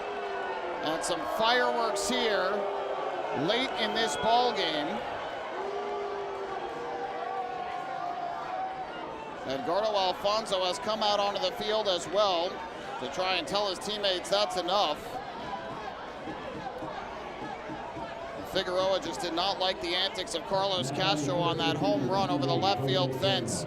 He basically stood and watched it go as that ball left the fence before he finally started running. And as Castro came to the plate, Figueroa had some words for him. Castro had to be pulled back by Romero and then by Jose Sermo as Castro got even more upset. Pitch here is taken for a strike, and the count goes to 0-1. So for Castro, home run number 14, RBIs number 70 and 71 on the season. He is now a triple shy of the cycle today. And now Jose will likely come on and pitch in the bottom of the ninth to try and close this one out. Sermo grounds one foul on the first base line. And the count goes to 0-2. And I can somewhat understand Figueroa's frustration there. Last game of the season, relatively meaningless for both clubs. And Figueroa obviously not a guy who would pitch in a tie game in this situation any other day. Sermo is swinging a miss, strike 3 as he chases downstairs, and that will retire the side here in the ninth inning. But the Ducks have reclaimed the lead. They get 2 runs on 2 hits, both with 2 outs in the ninth, including a 2-run home run off the bat of Carlos Castro. We go to the bottom half of the ninth inning. Long Island 7, Staten Island 5. Hey fans, this is Tyler Webb, left-handed pitcher, and you're listening to Ducks Baseball on the Long Island Ducks Broadcast Network. Hey, Hey, Ducks fans, the official hotel of the Long Island Ducks is the Radisson Hotel, Hauppauge, Long Island. It's centrally located on the north shore of Long Island and offers a home away from home for both business and leisure guests. The Radisson Hotel, Hauppauge, Long Island features an indoor pool, 24-hour business center, a fitness center, and complimentary Wi-Fi in all guest rooms. Enjoy the contemporary American cuisine at the Fountain Grill restaurant or grab a quick bite to eat at Cafe Prato. And best of all, it's only minutes away from Fairfield Properties Ballpark. The Radisson Hotel, Hauppauge, Long Island, the official hotel of the Long Island Ducks. Call 231-1100 today. That's 631-231-1100. Your source for everything Ducks is liducks.com. The official website of the Long Island Ducks is the best place to stay up to date with Long Island's hometown team. Purchase tickets to the game, see the full promotional schedule, visit the online store, read the latest news stories, and watch every game live right on the homepage. The site offers an optimal browsing experience on either your computer or mobile device. liducks.com, the official website of the Long Island Ducks, your one-stop shop for all things Ducks baseball.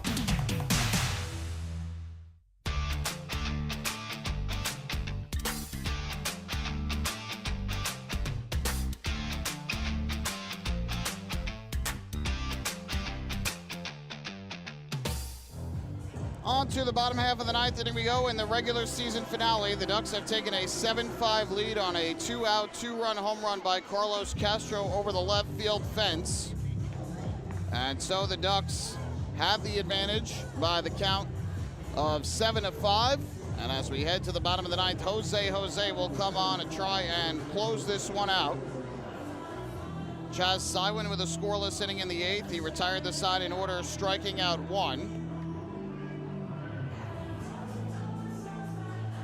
And with Tyler Webb having pitched 2 innings in the game yesterday, throwing 18 pitches and 1 inning in the game to get the save here on Friday night, throwing 9 pitches. Cannot imagine he would pitch for a third straight day today. So the left-hander Jose, who tossed 2 scoreless innings in the series opener on Friday night, will come on and pitch here in the bottom of the ninth to try and close it out. For Staten Island, they will be sending up their 2, 3, and 4 hitters to the plate. Javier Betancourt, Angel Aguilar, and Ricardo Cespedes are the 3 due up. By the way, the home run for Carlos Castro was the Ducks' 117th home run of the season. And again, by hitting over 100 home runs, Island Federal Credit Union making a donation of $10,000 to Long Island Cares as part of the Home Runs for Hunger program. Not only that, but the Ducks have ended this season with quite a few long balls of late. Ducks have now hit home runs in 7 straight games, 11 of their last 13 contests, hitting 18 home runs in those 13 games. So a bit of a power surge for the Ducks down the stretch of the season. Jose to the mound, Javier Betancourt to the plate to get things started here in the ninth inning. First pitch on the way, and Betancourt takes a strike over the outside corner. The count 0-1. Betancourt is 0 for 4 at the plate today. A ground out, reached on an error, and scored, struck out twice. All of that were 3 of the first 3 against the starter Joe Iorio, and then the strikeout against Patrick Quinn. 0-1. Betancourt takes a fastball that misses low, and that'll even up the count at 1-1.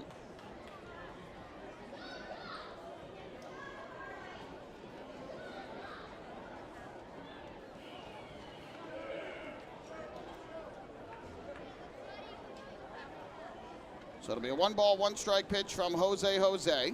Left-hander gets the sign from Castro.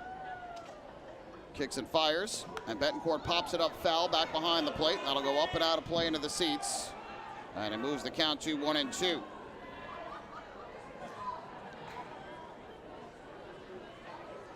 Jose in his 2 innings here 2 nights ago allowed 2 hits, no runs, walked 1, struck out 2. He threw 30 pitches, 21 of which were strikes.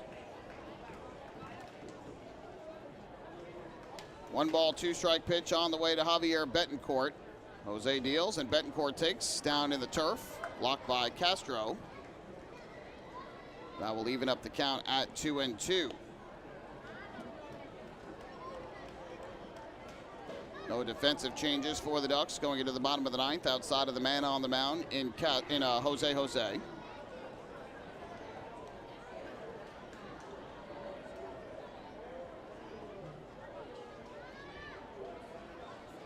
2-ball, 2-strike pitch. And Betancourt chops one on the ground to third. Charging in is Romero. Fields throws across in time for the out. And there's one away here in the bottom half of the 9th inning. So Betancourt now 0 for 5 at the plate here in the season finale. Next up, the shortstop, number 6, Angel Aguilar. One down in the inning, and now Angel Aguilar to the plate, the shortstop and 3-hitter, batting from the right side. He is 1 for 4 on the afternoon with a single way back in the first inning. Jose gets the sign from Castro, his first pitch of the at-bat on the way to the plate. Kicks and fires, and Aguilar lines one foul to the screen back behind the plate. And the count 0-1. Aguilar singled and scored, as I mentioned, in the first. Since then, he has fly to left, grounded to third, and fly to center. First 3 at-bats against Iorio, the fly out to center in the 7th against Anderson De Leon.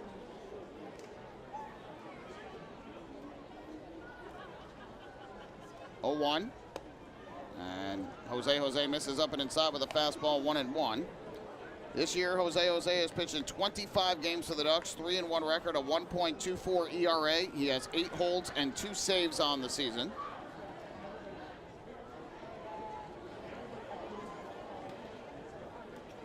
Be a 1-ball, 1-strike pitch. Left-hander fires home. Aguilar pops one up in the air to shallow right. Achenbach out, Rakusin in, and Zach Rakusin makes the running catch in right for the second out of the inning. Almost seemed like it was going to end up falling in between the two, but Rakusin makes the catch for the second out. And now Long Island 1 out away from victory here in the regular season finale.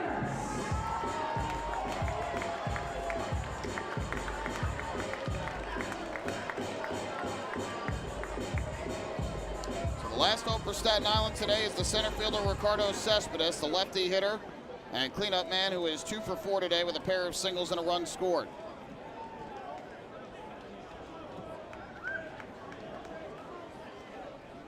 Jose with a look in for the sign from Carlos Castro, holding the ball in his hand out to his left, as has been his custom all year.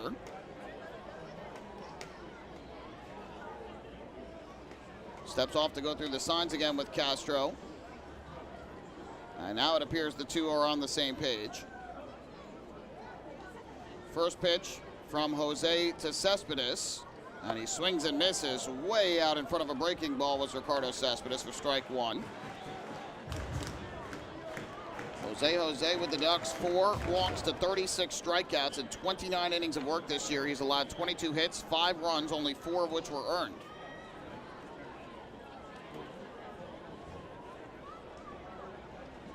Now the 0-1. Deals to the plate. Cespedes takes down and away.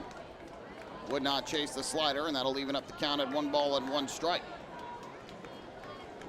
Ducks 7, FerryHawks 5, bottom of the 9th inning on this Sunday evening in Staten Island.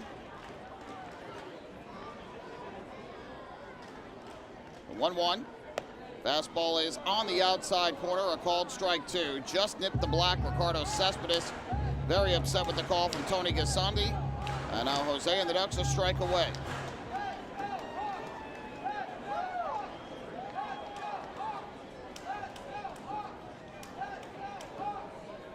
The southpaw gets the sign and comes set on the rubber. 1 ball, 2 strike pitch coming to Ricardo Cespedes. Kicks and fires, and that hit on the ground is second base. Trevor Achenbach field. His throw to first is in time for the out. This ball game is over. Jose picks up his 3rd save of the season, and the Long Island Ducks end their season on a high note as they defeat the Staten Island FerryHawks by the final count of 7-5 and earn a split of the inaugural Battle of the Belts. So a good way for the Ducks season to come to a close as they pick up a win on the road in Staten Island. They take 2 out of 3 from the FerryHawks, and Long Island ends this 2022 season at 64-68, while Staten Island ends their inaugural campaign in the Atlantic League at 48-84. Don't go anywhere. Our post-game show's coming up next. We're going to recap this game and hand out the player of the game honors. The FerryHawks on the field, tipping their caps to the fan base here in Staten Island on a great first season as members of the Atlantic League. Post-game show coming up next. Ducks win at 7-5. Hey fans, this is pitcher James Varvaro, and you're listening to Ducks Baseball on the Long Island Ducks Broadcast Network. This is it. Check it out. See what everyone's talking about. Let Nicolak Pavers pave your way. Bring your outdoor living dreams to life. Visit Nicolak's Outdoor Design Center at 200 Henry Street in Lindenhurst and see thousands of square feet of pavers, retaining walls, fire pits, and outdoor living accents on display. Only Nicolak paving stones are made with Paver Shield technology for more vibrant color options than anyone else. Visit Nicolak.com to request a free sample or their Outdoor Design Center at 200 Henry Street in Lindenhurst. Nicolak. Ask for it by name. You'll see the difference. Visit Nicolak.com. That's Nicolak.com. Let Nicolak Pavers pave your way. Pave your way.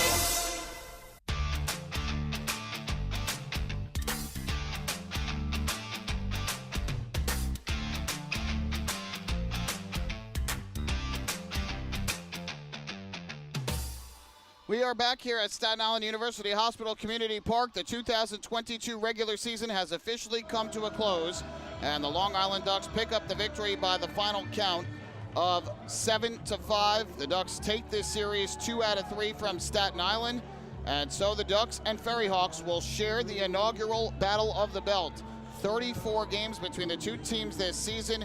17 wins to the Ducks, 17 wins for the FerryHawks. Staten Island was 1 game better on Long Island. The Ducks were 1 game better here in Staten Island. So a very evenly played first edition of the Battle of the Belt, and the teams will share that inaugural championship belt. And so we'll have to wait until next season to see whether or not either of these two teams get outright bragging rights in the Battle of the Belt. Many of the players on both teams shaking hands on the field, wishing them all well as they will head to the offseason. Of course, both these teams will not be playing postseason baseball here in 2022, but both teams had a lot to be proud of, a lot of accomplishments on both sides on and off the field here in 2022. To recap the game for you, Staten Island struck first against Joe Iorio in the bottom of the first. 3 straight 2-out singles, including an RBI base hit from Mario Bautista, and that gave the FerryHawks a 1-0 lead. Long Island bounced back. They scored 4 runs in the second against Anthony Rodriguez, sending all 9 men to the plate. Back-to-back doubles by Castro and Sermo started the inning. Dustin Woodcock single to right, an RBI single to right by Joe DiCarlo, and then a run scoring on an error on that same play, and a wild pitch that later scored DiCarlo. So 4 runs on 4 hits, an error, 2 walks, and 2 wild pitches, and that gave the Ducks a 4-1 lead. Staten Island close to within 4-3 in the bottom of the third when Javier Betancourt reached on an error to start the inning, and Mario Bautista followed with a 2-out, 2-run home run out to center field. His 9th home run of the season made it a 4-3 game. It would stay that way all the way until the 7th inning when Francisco Carrillo in his second inning of relief allowed a 1-out double to L.J. Mazzilli, who would steal third. Davidson Romero walked, and Carlos Castro hit a sac fly to center to score Mazzilli and make it 5-3. That run was huge because in the bottom of the 7th, Anderson De Leon allowed a 1-out single to Ricardo Cespedes, and Bautista followed with a 2-run home run over the left field fence. His 2nd home run of the game, his 10th of the season, and that tied the game up at 5 apiece.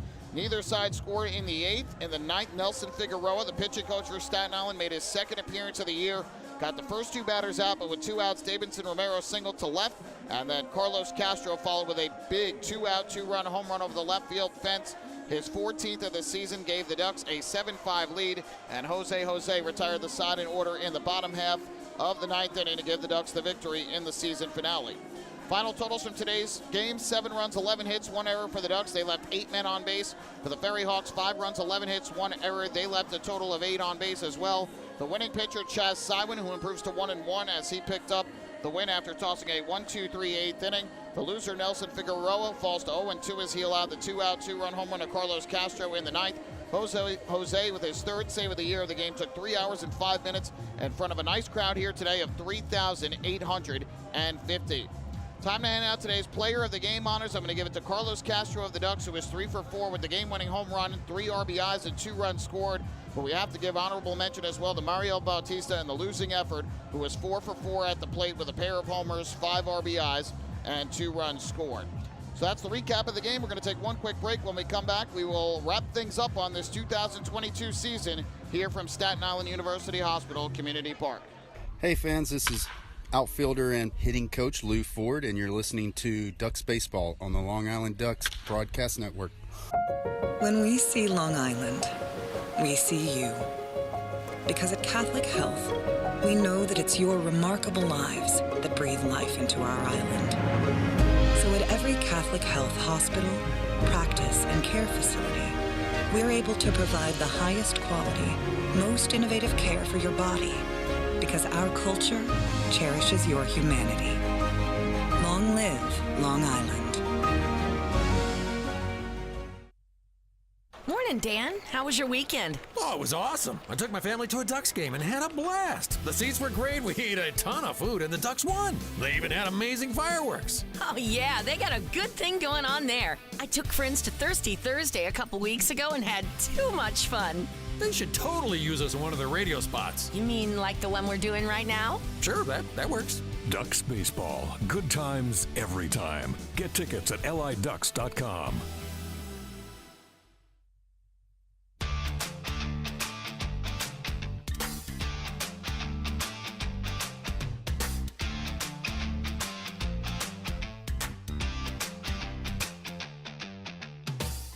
Michael Pollock alongside Mike Moore back here at Staten Island University Hospital Community Park for one final time here in 2022. The Long Island Ducks win the final game of the regular season, 7-5 over the FerryHawks on a ninth-inning two-run home run by Carlos Castro. Ducks end their season 64-68 overall, while the FerryHawks finish at 48-84. I know kind of just a consolation win at this point, Mike, but the Ducks will be happy to have at least salvaged a split of the Battle of the Belt with the FerryHawks and end the season on the highest of notes. And, Michael, like you said, the bottom line is that, yes, the Ducks are not going to play postseason baseball here in 2022, but you want to finish on a high note, and that's exactly what they did. They picked up a series victory and earned a split in the inaugural season series between the Ducks and the FerryHawks, and that gets them a share of the belt. So, you know, it just is it gives the team a sense of positivity moving forward, and I'm sure it'll be a very happy clubhouse as the players say their final goodbyes to one another, and that's all you could ask for at this point in the regular season. Yeah, I think bittersweet is a good word to use to describe it. Obviously happy that they got a win and ended the season with a victory here on the road, a series victory on the road against a team that gave them fits throughout the second half. But obviously there's a little bit of bitterness to it. The Ducks, for the first time since 2014, won't be playing postseason baseball under 500 for the first time since 2013. It's not a common feeling for Wally Backman, Lou Ford, the rest of the players who have been here for the last few years in that clubhouse. And obviously it's always a tough day, last day of the season, to say goodbye to your teammates and your friends that you just went to battle with for the last 5 months. And it's a marathon, not a sprint in an Atlantic League season, as we've talked about. But the bottom line is this, as we have discussed over the course of the past week or so on the broadcast, this is an audition for a lot of players moving forward who are hoping to be back with the Long Island Ducks in 2022. And for those players that are working every at-bat and, you know, pitching every pitch and doing what they need to do, fundamentally sound baseball is the key. And, you know, the Ducks showed a lot of heart in this game and in this entire series. They fell behind a couple of times, won the opener, and then lost in heartbreaking fashion last evening, and then they had the lead here. They coughed it up, but then they come back with a late victory on the two-run home run off the bat of Carlos Castro. Well, of course, there was a lot of accomplishments for the Ducks this year, and we talked about some of the on-field accomplishments before, but now it's official. Alejandro De Aza is the Atlantic League batting champion for 2022. He finished the year with a .343 batting average, 4 points ahead of Lancaster's Andretti Cordero. So congratulations to De Aza, just the second player in Long Island Ducks history to win the league batting title. And I know he would rather be playing postseason baseball, but certainly a nice accomplishment for him to go along with his baseball resume. It really is, and you know, it just shows how complete of a player Alejandro De Aza is. He's been healthy all season long, and you know, he's near 40 years old that he's still playing, and I'm sure he's going to hope to be back in 2023. But it was just a banner season for him, a co-player of the month honor in July, and really putting up player of the year numbers for the Long Island Ducks all season long. I have to think he'll be in the mix of the discussion along with Andretti Cordero, along with Courtney Hawkins, who today hit his 48th home run of the season for Lexington, which ties him with Ozzie Canseco for the single-season Atlantic League record. So congratulations to Courtney Hawkins on that achievement. Off the field, another very successful season for the Ducks. They led all MLB partner leagues in attendance, 285,888 fans coming into the ballpark. The Ducks led the Atlantic League in average attendance, 4,538. And I think the biggest note is that those are both significant increases from the 2021 season.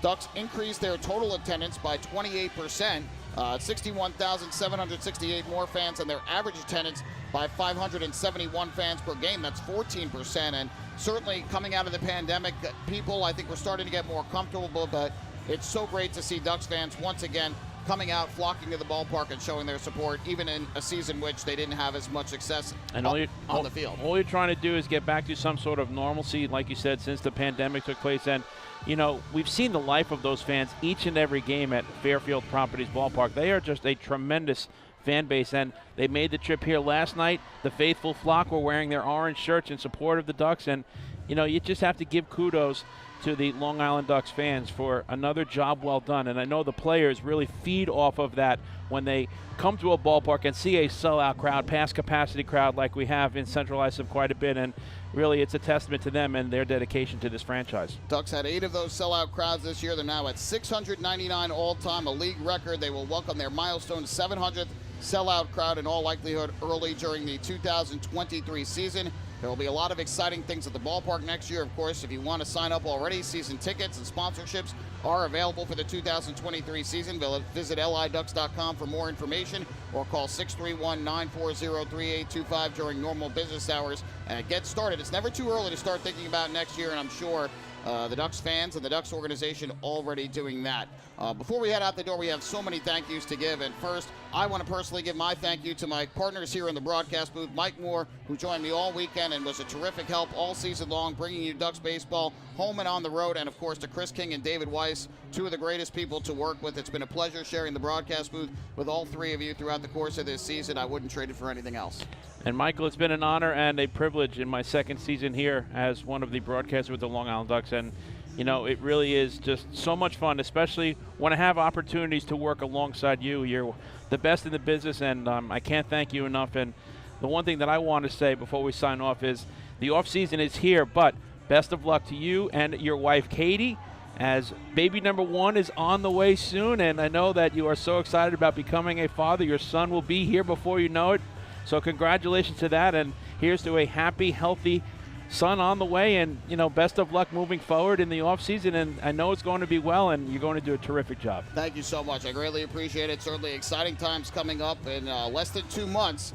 The baby will be on the way, but we also have to give kudos to all of our sponsors who help bring Ducks baseball to you all season long, to the fan base as well for their support of Ducks baseball all season long. And, of course, we cannot forget those who put in so many hours through the Long Island Ducks front office during the course of the season. Each and every single one of them has been so integral in bringing Ducks baseball, the entire experience, to the fan base all season long. And, of course, to founder and CEO Frank Bolton, to Ducks owner Seth Waugh, Bud Harrelson, of course, who remains such an important figure in Long Island Ducks baseball, President and General Manager Michael Pfaff, all very important in helping us do what we do and allow us to bring Ducks baseball to you. But they're the ones who help bring this organization, brought it to life, but also bring it back every single season and treat the Long Island residents to such a good time every single time they come out to the ballpark. So thank you so much to them, and as well to the rest of the front office staff. I work with so many great people, whether they be full-time staff, seasonal assistants, interns, game day staff, clubhouse staff. It takes a small village, really, to make Ducks baseball happen every single season, and everybody has put in tireless hours, tons of tarp pulls, and everything like that. But without them, this experience is not as amazing as it is every single season. So without naming every single one of them, I know you've already done that this year, but my heart goes out to every single one of my coworkers with the Long Island Ducks, and thank you so much for all of your support and all of your hard work all season long. It's been a pleasure to bring the 22nd season of Ducks baseball to all of you. And again, just thank you so much for the opportunity to sit alongside you in the broadcast booth all season long. It's been tremendous. Year 2 is in the books, and I can't wait for year number 3. And 6 short months in 2023. Before you know it, it'll be here. But just again, I want to thank everybody as well, and it's just been so much fun, and it's to have an opportunity to do what you love each and every day for a living. It makes work really easy, and it's something I'll never forget. So thank you so much. No doubt about it. My pleasure as always. And ultimately, yes, you're right. In a blink of an eye, it'll be opening day of the 2023 season. So of course, be sure to stay tuned to liducks.com all off season. There's a lot of exciting things that are going to be happening. Some ballpark improvements that you want to be sure that you are the first ones to know about it. So sign up for the Ducks email list. Be sure to stay tuned to liducks.com and the Ducks social media channels all off season for that exciting news. And of course, once the schedule comes out, you can already start planning on your dates that you'll come out to the ballpark in 2023. For the final time here in 2022, that'll do it for us at Staten Island University Hospital Community Park. Once again, the final score: the Ducks take the final game of the regular season by the final count of 7-5 over the Staten Island FerryHawks. We invite you to join us for our next Ducks broadcast. You got to wait a little while for it, but it will be opening night of the 2023 season, and we'll be happy to bring all the action back to you for each and every game next year. You can follow all the action with us throughout 2023. And again, up until that point, make sure you visit liducks.com, sign up for the Ducks email list, follow the team on social media, and if you're ready, sign up for your Ducks season ticket plans for the best savings and most affordable benefits on all Ducks tickets for 2023. For all of us here in the broadcast booth, including the man to my right, Mike Moore, my name is Michael Pollack. Thank you so much for spending your 2022 season with us. We hope you enjoyed the broadcast all year long. Have a terrific fall, winter, and beginning of your spring, and we will see you next spring for the 23rd season of Long Island Ducks baseball in the Atlantic League of Professional Baseball. Good night and so long from Staten Island University Hospital Community Park.